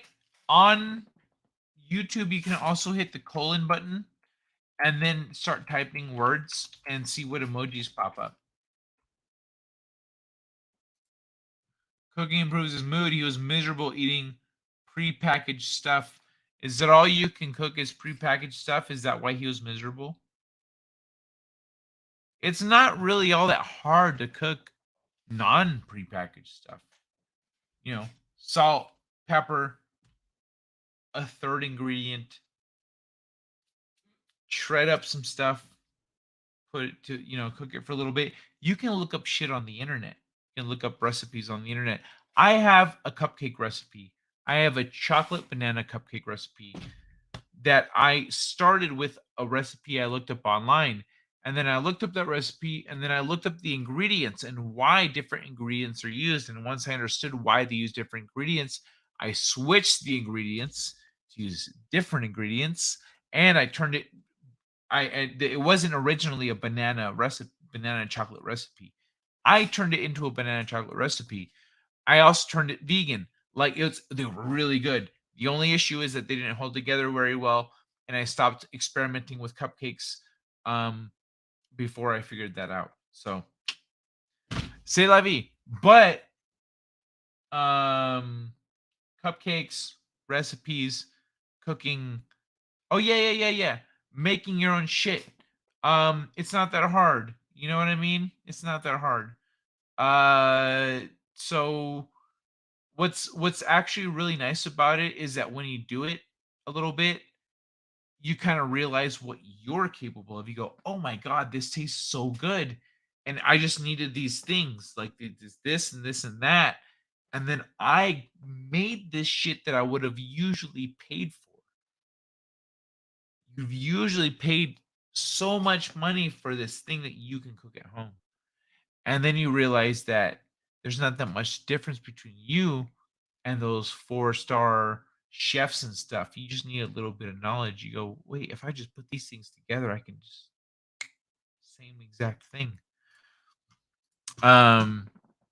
So yeah, you got it in you, Catherine. I believe in you. Elroy does feel kind of staged. Mega fart equals awesome. The fake is totally fake but funny. Those phones don't directly jack into the PA.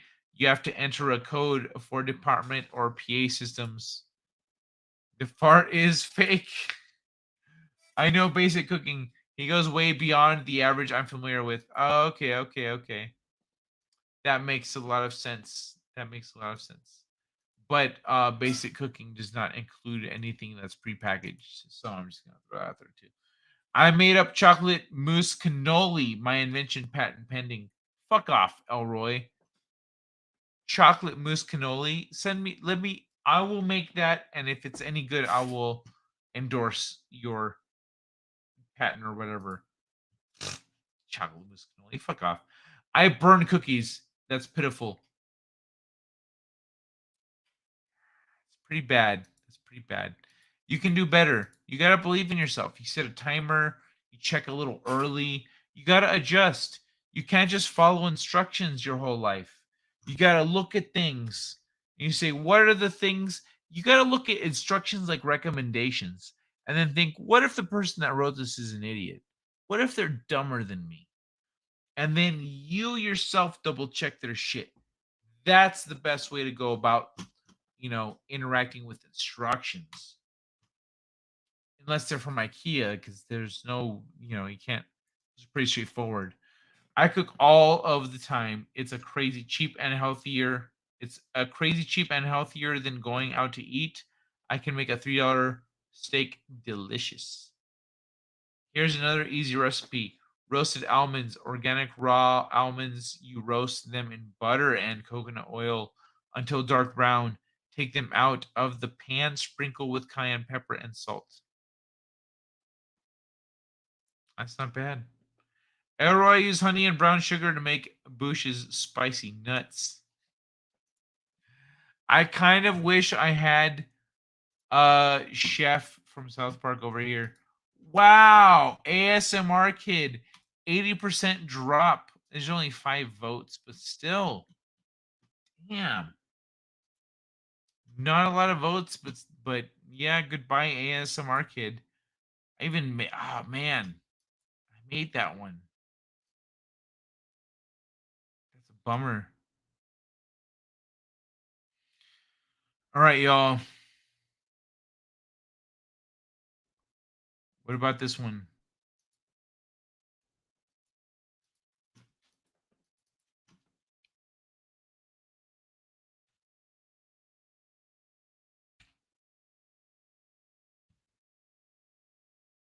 All right, here we go. What about this clip? Category is people who annoy you. Niggers! Huh?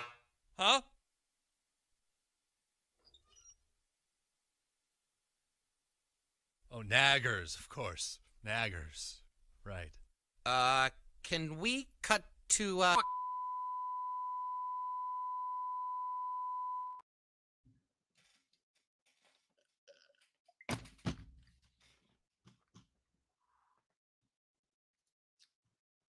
Go time is pretty cheap. Here's an easy recipe: roasted almonds, organic raw almonds. You roast them in butter and coconut oil until dark brown. Take them out of the pan. Sprinkle with cayenne pepper and salt. Arrow, I use honey and brown sugar. He tries to teach me if I am here when he cooks. He is very happy in the kitchen, especially when he is cooking for 2. Yeah, you know what? I actually relate to that personally a lot. I like cooking, but I don't like necessarily cooking for myself. I cook more when I know I'm cooking for somebody else. When I'm cooking for someone else who's going to eat when I'm making and enjoy it, I push myself farther to make something. If it's for me, I'll make a fucking ham sandwich. You know what I mean? But if it's for me and someone else, I take more pleasure in that and I exert myself more. So I relate to that.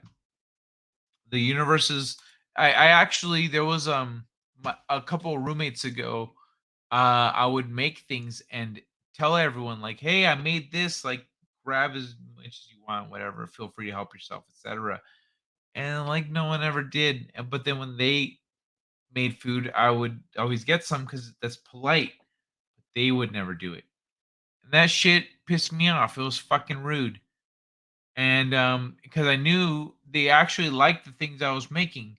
They just never did. They never participated in that social element. And when I moved after that, the next place I went to, that son of a bitch knew that bothered me. He knew how I operated and how I felt and everything, and he did that shit anyway.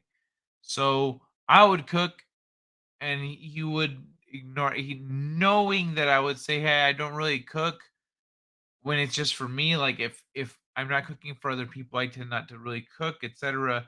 He would complain that I never cooked for all of us, while also never eating anything that I cooked. He's a fucking asshole. And so that shit, like I absolutely relate to that. The like I like cooking for other people more than for myself. The universe listens, just tell it something nice.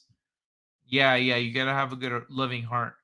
Butter, honey, cayenne, cumin, crushed red peppers, brown sugar, salt, roast in oven on high heat. Is it tennis ball time? I'm not voting on tennis. I mean, I guess I could vote on tennis ball. Did you guys want to vote on tennis ball? Now I'm hungry. I know, right?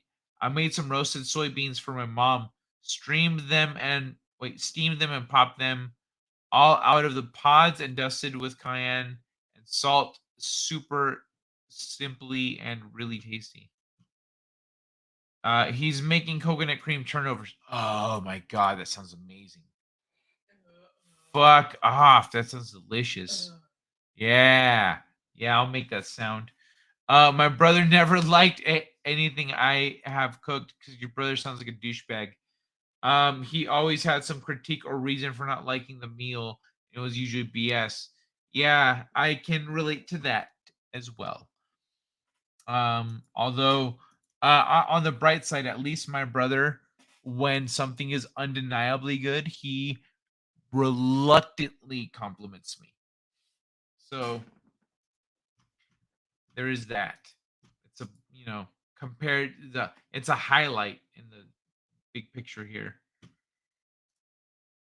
Turnovers, that sounds delicious. Now I'm hungry too now. Damn it. Thanks a lot, Catherine. All right. It's time to end the show. We're 2 hours in. We're over 2 hours.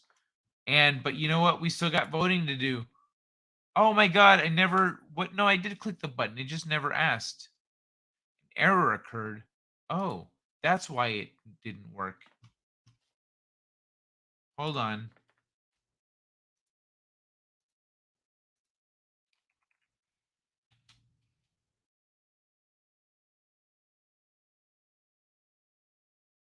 All right, sorry about that, everybody. New poll. An error occurred again. Nope, no new poll. Oh,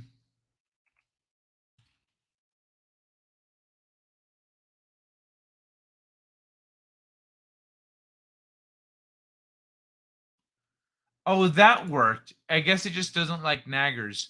Okay, so we're voting on this video now.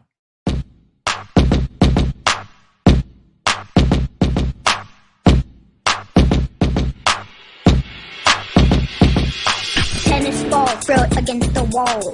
Tennis ball, throw it against the wall. Tennis ball, throw it against the wall. Bounce, bounce, bounce, bounce, bounce. Tennis ball, throw it against the wall. Tennis ball, throw it against the wall. Tennis ball, throw it against the wall. Bounce, bounce, bounce, bounce, bounce. Tennis ball, throw it against the wall. Tennis ball, throw it against the wall. Tennis ball, throw it against the wall. Helps me forget about my cancer.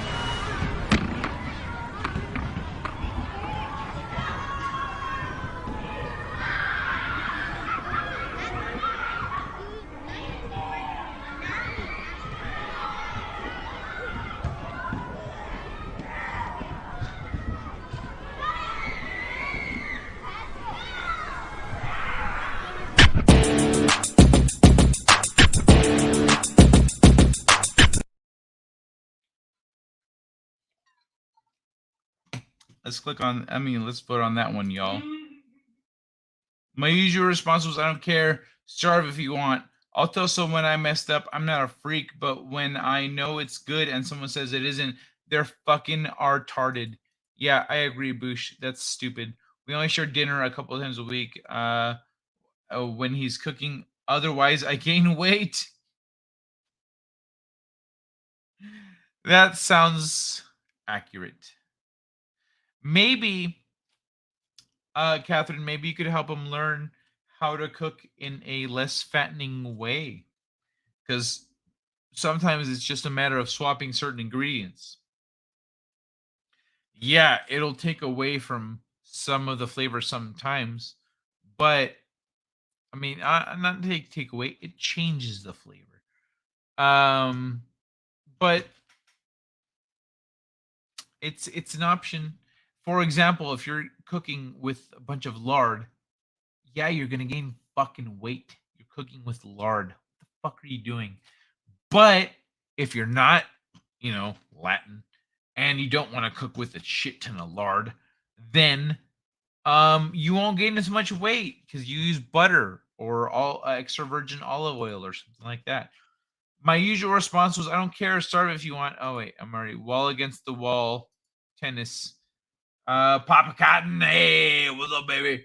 You must come to realize the glass is neither half full nor half empty. It's simply twice as big as it needs to be. I love it, Papa Cotton. That's fucking funny, dude. Well, that kid isn't even wear proper tennis attire. It's all fake. Hey, Papa Sabush, how come you keep changing the Roman numerals? Why not? Nah, I'll probably be sticking with these. He doesn't cook with lard or shortening. I'm just saying shit. I don't know what he cooks with. Good night, y'all. Good night, Zachariah. Take care, brother. Take care, man. I'll see you Thursday. What city would you rather live in, Los Angeles or Palm Springs? It's Palm Springs. I would rather live in Palm Springs, honestly. All day, every day, Palm Springs. I'm from that area. I lived literally in between those two areas. So Palm Springs. If you have a choice, go to Palm Springs. It's fucking hot. And you'll be like, oh my god, it's so hot out here. Oh my god, I should have just gone to LA. And then you move to LA, you're like, everyone here is a douchebag. I want to go back to Palm Springs. So there you go. There you go, man. Palm Springs. All day, every day. Okay, I'm moving there then.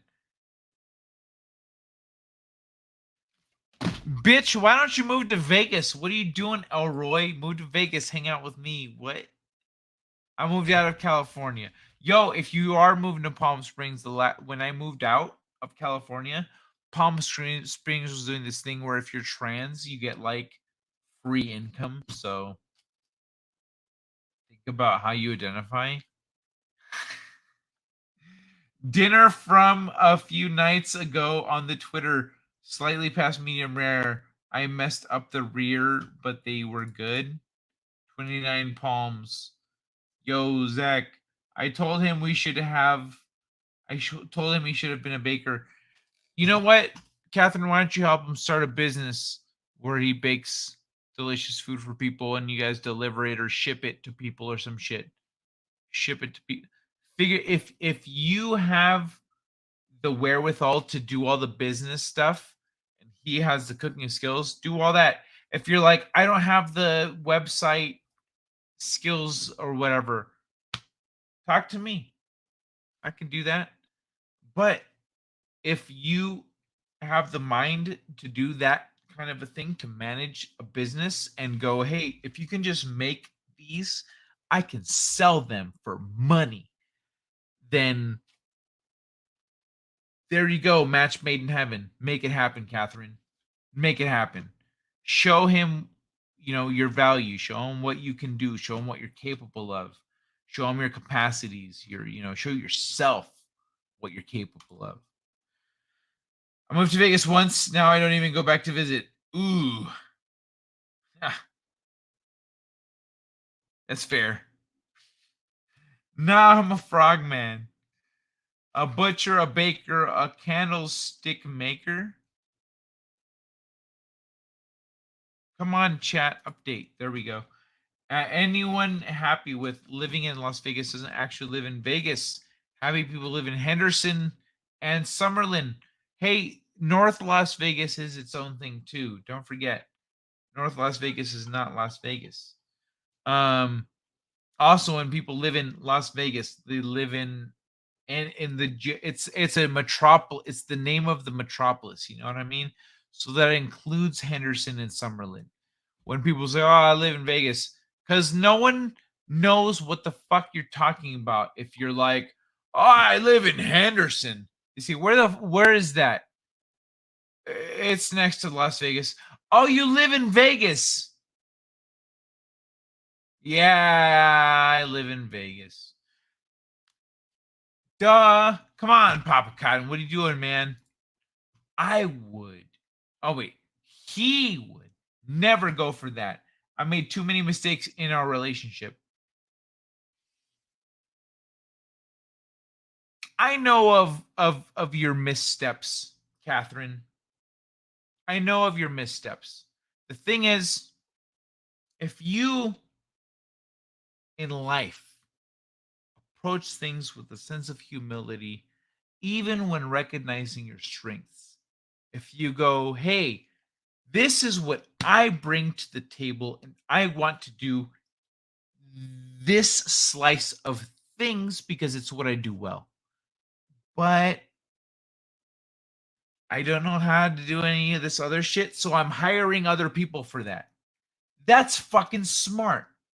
That's recognizing your limitations and taking appropriate action to maximize output regardless of your limitations. So, if you approach things intelligently, if you recognize what you can and can't do, what you are actually doing and bringing to the table, etc., if you come to him with something organized and say, this is what I want to do, he will be much more receptive than if you just go, hey, like, I have an idea. No, you need to actually show him that you've thought about what you're doing, and you go, okay, we're going to need somebody to do this, we're going to need somebody to do that, and we're going to need somebody to do this. You do the baking, I do this stuff here. Your friend Kai volunteered to do this and this, so I found somebody to do this other thing. That's everything we need right there. So if you come at things with that kind of an approach, with a proactive approach that solves problems instead of creating them, he will hear you out. Don't, you can't, if you judge your potential on your mistakes, then you will never achieve what you're capable of. Your mistakes are actually what create your potential. If you learn from mistakes, then you walk into future challenges much more informed than someone who has never tried, than someone who has never made a mistake. So don't think that your mistakes dictate your capacity. You can do so much more than your mistakes because, in fact, your mistakes build up your potential. So the more mistakes you've made, the more potential you have to succeed in life. That's everybody, too. That's not just you, Catherine. That's everybody that's listening right now. The more mistakes you made, the more potential you've got to succeed, to make good choices, to make good decisions. So keep that in mind.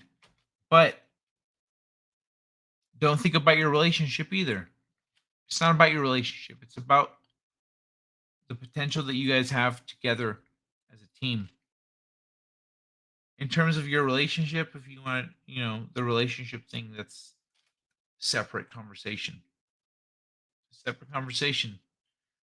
We can have that conversation if you want. But that's not what we're talking about right now. Right now, we're talking about what you guys can do together as people. What he has to offer, what you have to offer, and maybe you guys can build something together. because one man show does have a lot of potential. A lot of potential. But he's missing a piece, much like I have been missing a piece through most of my life. I found that piece now. But there's only so much you can do alone. So be the thing that he needs. If you really believe, if you really believe in him, be that thing. Everything else will work out. Exactly. No one is happy about actually living in Vegas.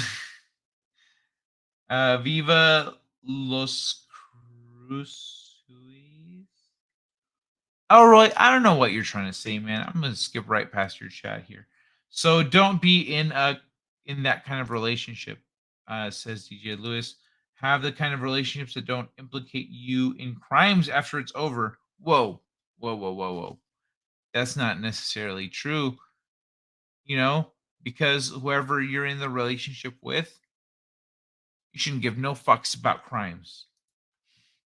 I can't regain. I mean, ideally, they're not the kind of person that does crimes.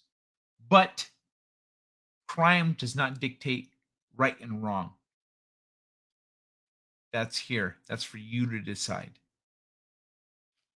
So I don't exactly agree with this on that basis. I can't regain his trust. I have tried without that. We have a friendship at best. You know what? A romantic relationship, a business relationship, and a friendship, they're all different things. So, if I think, you may perhaps there is a lack of trust in your ability to handle things, make good choices, etc. If you can establish a track record of doing that, that might be helpful. I'm not so you've tried, you've tried what with what? What have you done? Like really? What could you really do? Because I know how you lost his trust. So you've got quite a mountain to climb there, Catherine. So what have you really done?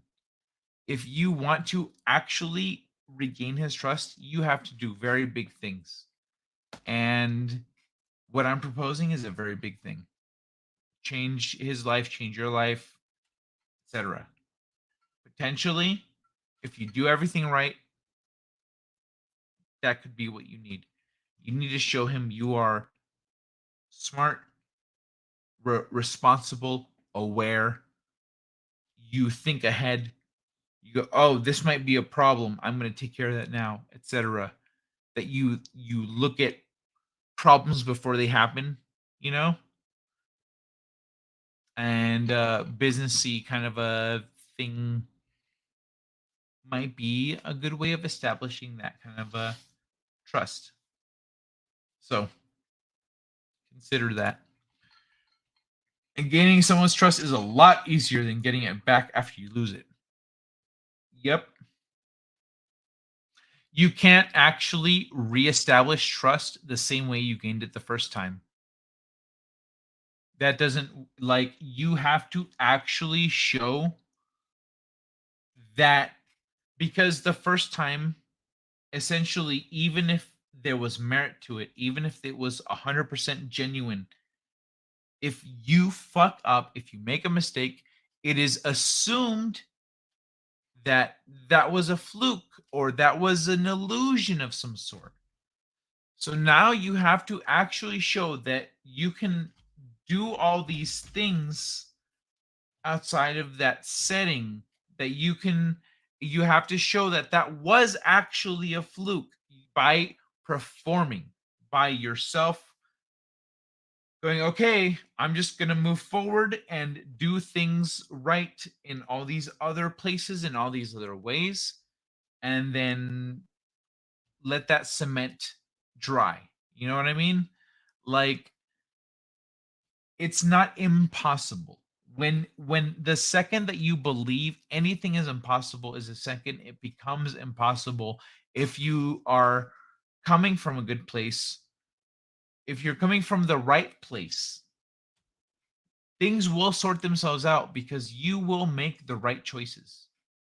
If you are coming from the right place, you'll think, oh, they're gonna think this. Like because I did this, this is what they're gonna think. Because I did, when you're actually thinking about what you did wrong, you go, okay, I know what I need to do to actually show this person that was a mistake, not that that's my regular thing. Like you have to actually perform, and that's the thing that a lot of people, when they lose trust, they're not willing to actually do any work. They just, they're not willing to do any work to regain it. They just go, what? Like I just fucked up the one time. Like, yeah, but like depending on how that happened, let's say if they're like, hey, I got your back, bro, I got your back, and then something happens, and then you look to them and they're like looking over here, over at the other way, when you're like, bro, I know you don't, I know you hear what's happening, right? And you see everyone's looking except for you. No, no, no, no, no. That is some bitch made shit. No, you're turning your back. At that point, you lose trust. Everything you've ever said, yeah, bro, I got your back. No, you don't, because you didn't when I needed it. So what you have to do is when that situation happens again, that person's not going to look to you, but you need to be there anyway. Even if they're not looking to you, you need to be there anyway. And even after that, if they go, I still don't, like, I'm not, there, then you go, all right, well, fucking keep trying. To be honest, if you betrayed someone's trust, it'd be foolish to give it back to you easily. Papa just described every Democrat voter. Yeah, what's weird is that they keep voting for it, even though they keep being betrayed by the shit. Sorry, Las Cruces, New Mexico, viva Las Cruces. I had my chance and I blew it. I cheated and I lied, even though he was nothing but good to me. I hear you, Catherine. I understand. I know exactly what happened. And I hear you. But we all go through life with our baggage, and some people go through their whole life without ever actually feeling real affection or love from somebody. And when they do feel it, they don't realize it, they make mistakes, etc. And everyone is a better, ideally everyone is a better version of who they were last year or a few years ago. And so if you've never experienced genuine, like real affection, loyalty, etc., like One Man Show provides, I understand why you made the mistakes that you made, and you can't, if you really care about somebody, the mistakes that you've made with them don't matter. They shouldn't change your response. They shouldn't change you trying to love them anyway. It shouldn't change if you're like, it shouldn't change your actual feelings for that person.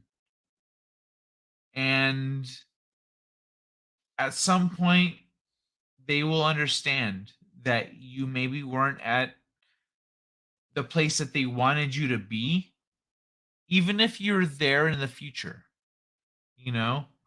We're not always the perfect version of ourselves, but once we have a vision of who we want to be, as long as we're striving towards that, then that's good, you know? So keep at it, Catherine. If you see who you want to be now, if you see who you want to be to yourself, to one man show, to friends and family, to etc., if you see the world differently now than you did 2 years ago, that's going to entirely change the choices that you make. And so, yeah, maybe you blew it 2 years ago, but at some point, one man show will understand where you're at. And if you yourself make actual effort to fix those mistakes, like let's say doing research on medicine, um,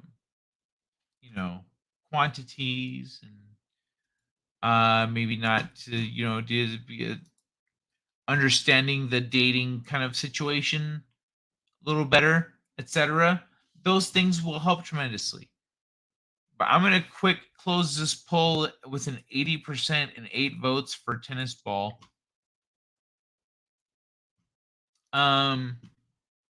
So, you know what? Catherine, if you really care about one man show, oh well, you lost his trust. If you just make good choices and keep being yourself and just keep in mind what's important to you, what matters in life, everything will be all right. Don't have any end goal in mind. Just move forward day to day, loving the people that are good to you. There you go. That's what I got for you, Catherine. Just keep moving forward day to day, loving the people that are good to you. One man shows good to you, give them love. Good point, Boosh. Maybe this time things will get better, things get worse. Maybe this time things will get better, things get worse. Maybe this time, etc., etc. Boosh says. Papa Cotton, yeah, that trust is a wash, dude. Anyone that's ever done something like that to me doesn't exist anymore. Yeah, that's an awfully incriminating thing to say, Papa Cotton. Catherine is trying her turnover while it is still warm. Hey, welcome back, One Man Show. I believe in second chances. Please make sure Catherine at least hears the stuff I was saying if she was gone during that time. I believe in second chances, but it really depends on the betrayal. If a girl cheats, we're done. She's a whore, and always will be. No coming back from that. 100% Boosh, says Papa Cotton. When man shows she had her second chance, I won't think of her that way. I have to believe I am a better judge of character. That's the thing, One Man Show. Some people, well, not some people, all of us build our character over time. We experience things that make us decide, no, I'm not doing that again. No, I'm not tolerating that again, etc. Also, we have things that make us go, I am not letting that happen again. I need to be better the next time that happens. I need to improve myself, etc.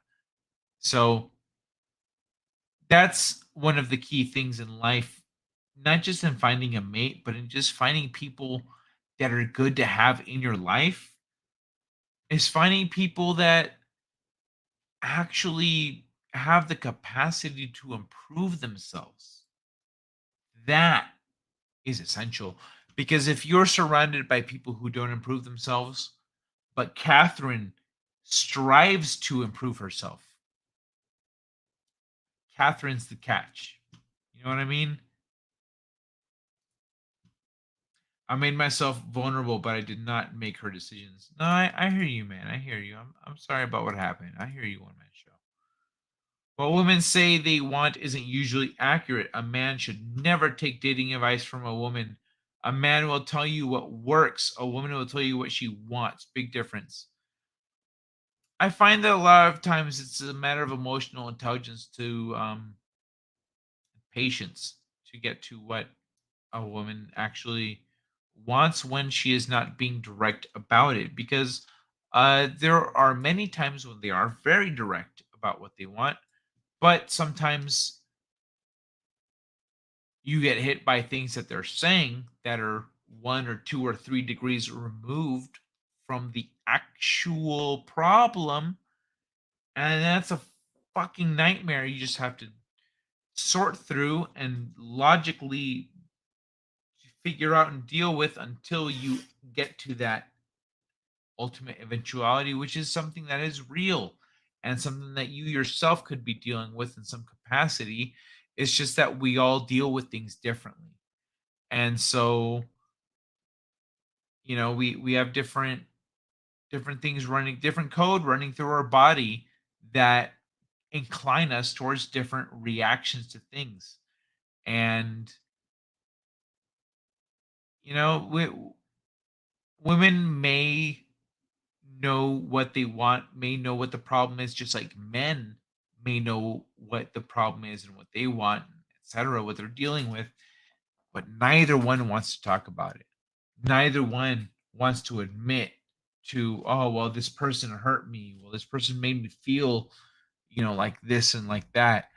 This person, like back then, I didn't have a father figure, whatever it is. No one wants to talk about their shit.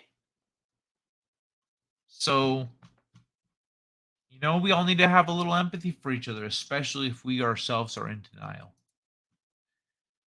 I don't need to understand the why the actions spoke for themselves.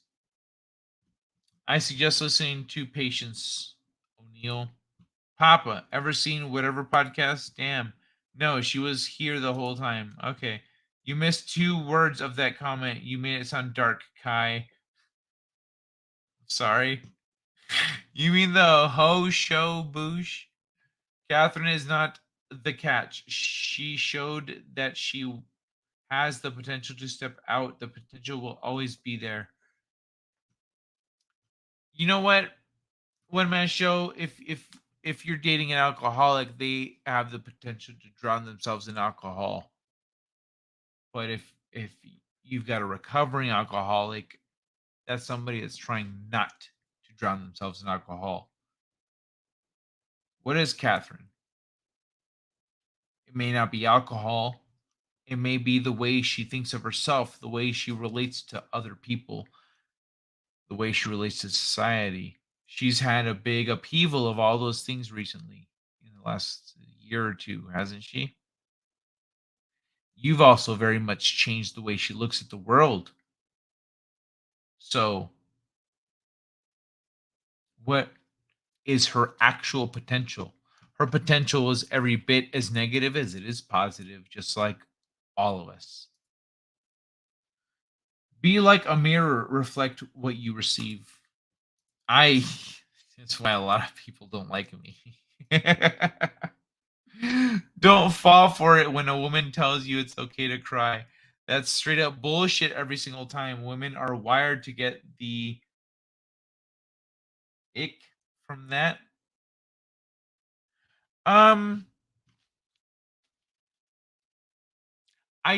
That's not. Here's the thing. This is one of the things that I believe needs a little nuance, because it is okay to cry when it's appropriate. There's sometimes people live and I cried at that. I'm like, well, why?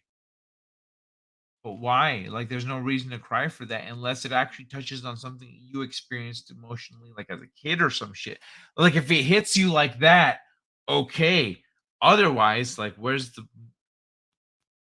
going on here? You know what I mean?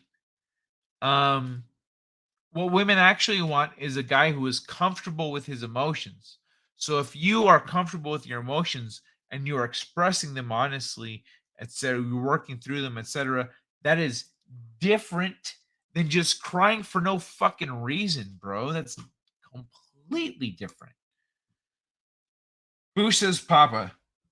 Those women are so very stupid. They don't think, instead they repeatedly belch out a prescribed response. No thought, no questions, no awareness, just blathering duck speak. It's really sad, Papa. Is it okay for men to cry sometimes? Why the fuck are we getting into this deep ass shit after the show is supposed to be over? What's wrong with you guys? I cried when my father died. That was rough. To Bush, you son of a bitch. Yeah, that shit's rough even if you hate your dad. Life isn't fair. Shut up, phone. Life isn't fair. Men are wired to value youth and fertility. These are things that need to be unfair so that the human race continues. I said, Papa Cotton says, life isn't fair. Yeah, no, I heard. Jenny said, what? Behind me. And so I just started reading it again.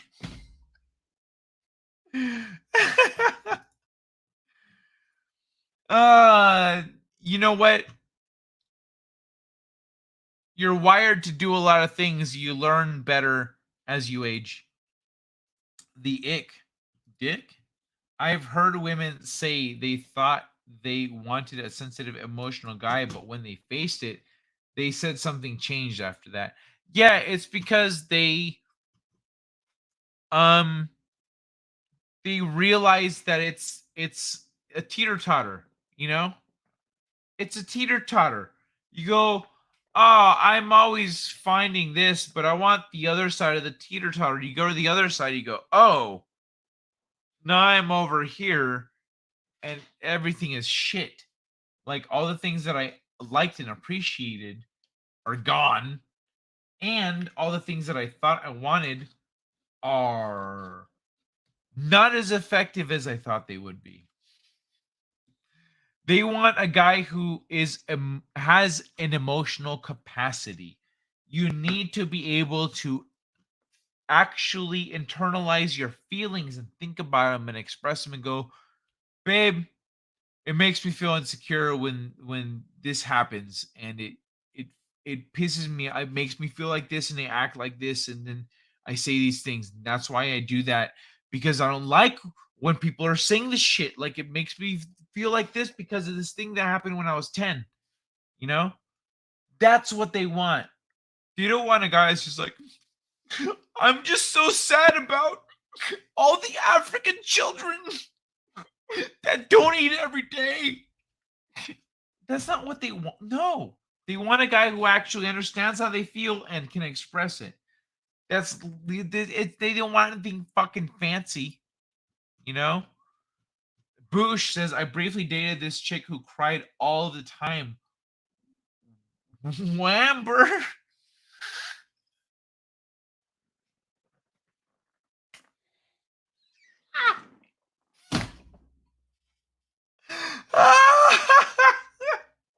Whamber.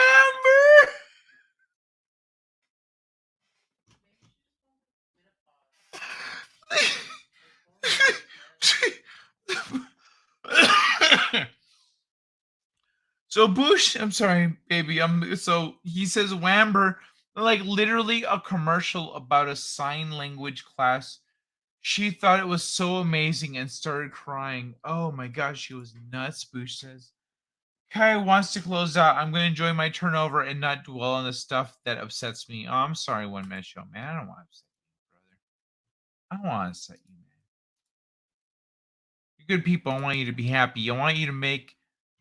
I want you. You don't need to be rich, bro. You just need to be able to afford to insulate your house so your cats don't freeze to death. You know what I mean? Think about others. Don't think about, you go, no, when I had more money, like I was a shittier person. Bro, like you have cats to think about. Don't let them freeze. Maybe you and Catherine can build something. Think about it. Women don't know what they want. My mood is really stable. Women have crazy emotional swings, so what they want changes very often.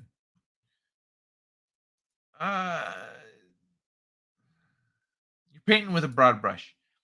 That's why it's gross to see Martha Stewart on SSI swimsuit issue. Ugh.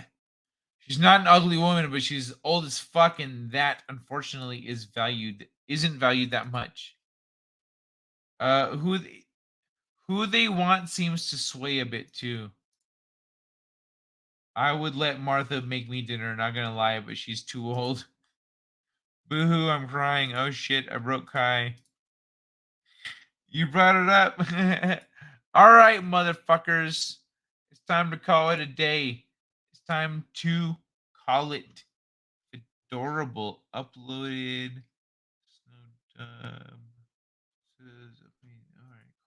All right, cool. Nothing. No. All right. What's it called? Vigilante Williamson isn't live or nothing. All right, y'all. We're getting out of here. It's time to wrap it up. Call it a night. They want Clint Eastwood plus Ellen DeGeneres. Gay. All right. So we said goodbye to a couple clips tonight. I hope no one experienced any serious issues as a result. Emotional damage! But if you did, get fucked! I'm all right. Is VW live? Nah, VW is not live. I could go live and play some video games right now. I could play some Zelda or something, but I don't feel like it. I also want to snuggle with the kittens. So I will see you all soon. I got some work to do. I got things, whatever. It's time to wrap it up. Time to move on. Big kiss. Mwah. Hugs and kisses, DJ Lewis. I just realized I've been just quiet the whole time. I was just, it was a great conversation. I didn't even think I needed to jump in, and just all of a sudden I see your face and I realized, oh shit, I haven't said anything since earlier. So hey, it's a pleasure, everyone. No, VW is not live. Volkswagen does not do live streams, my friends. I scared the hell out of Amber. We'd go to the patio at night and smoke. I told her those squeaks were bats. She flipped out, started ducking and yelling. Well, that's just a pansy ass, Boosh. Just because you hear bats doesn't mean they're in your hair. If they're in your hair and you don't feel it, you have other issues. Thanks for the entertainment. My pleasure, one-man show. Much love, brother. Bats don't bother people. Just eating insects around the street light. Goonie goo goo goo, y'all. What the fuck are you talking about, Papa Cotton, you weird son of a bitch? Good night, Babbage Brass Works. Later, Boosh.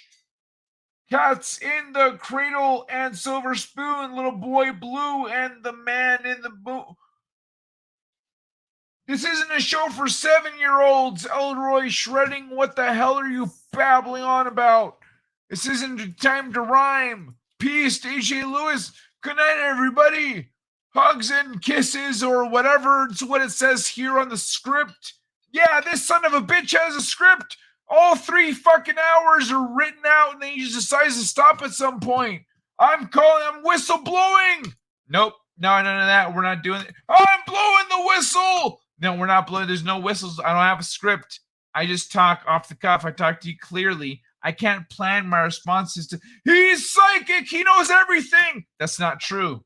That's not, see, that's a ridiculous claim. It's not, it is a little ridiculous, but it's true. It's not. Don't believe old. Okay.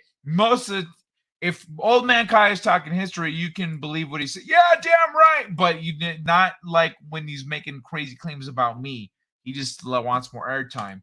I do, but that's unrelated.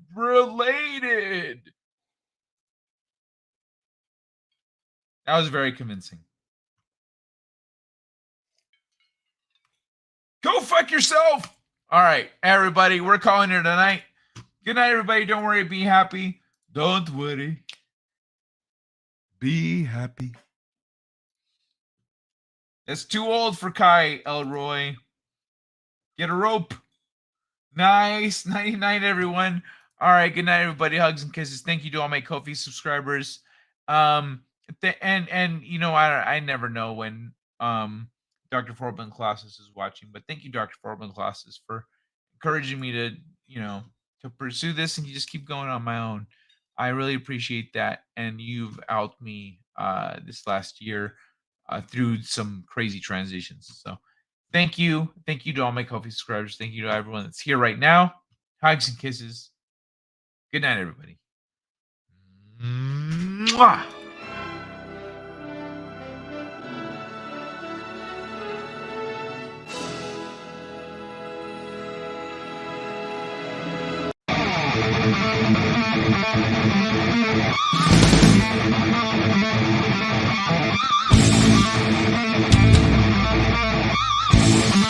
You're better than this.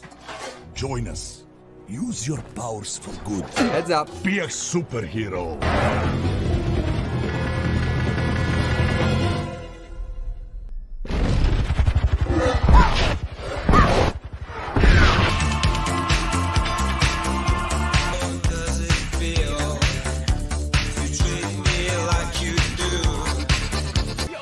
I'm gonna be the king.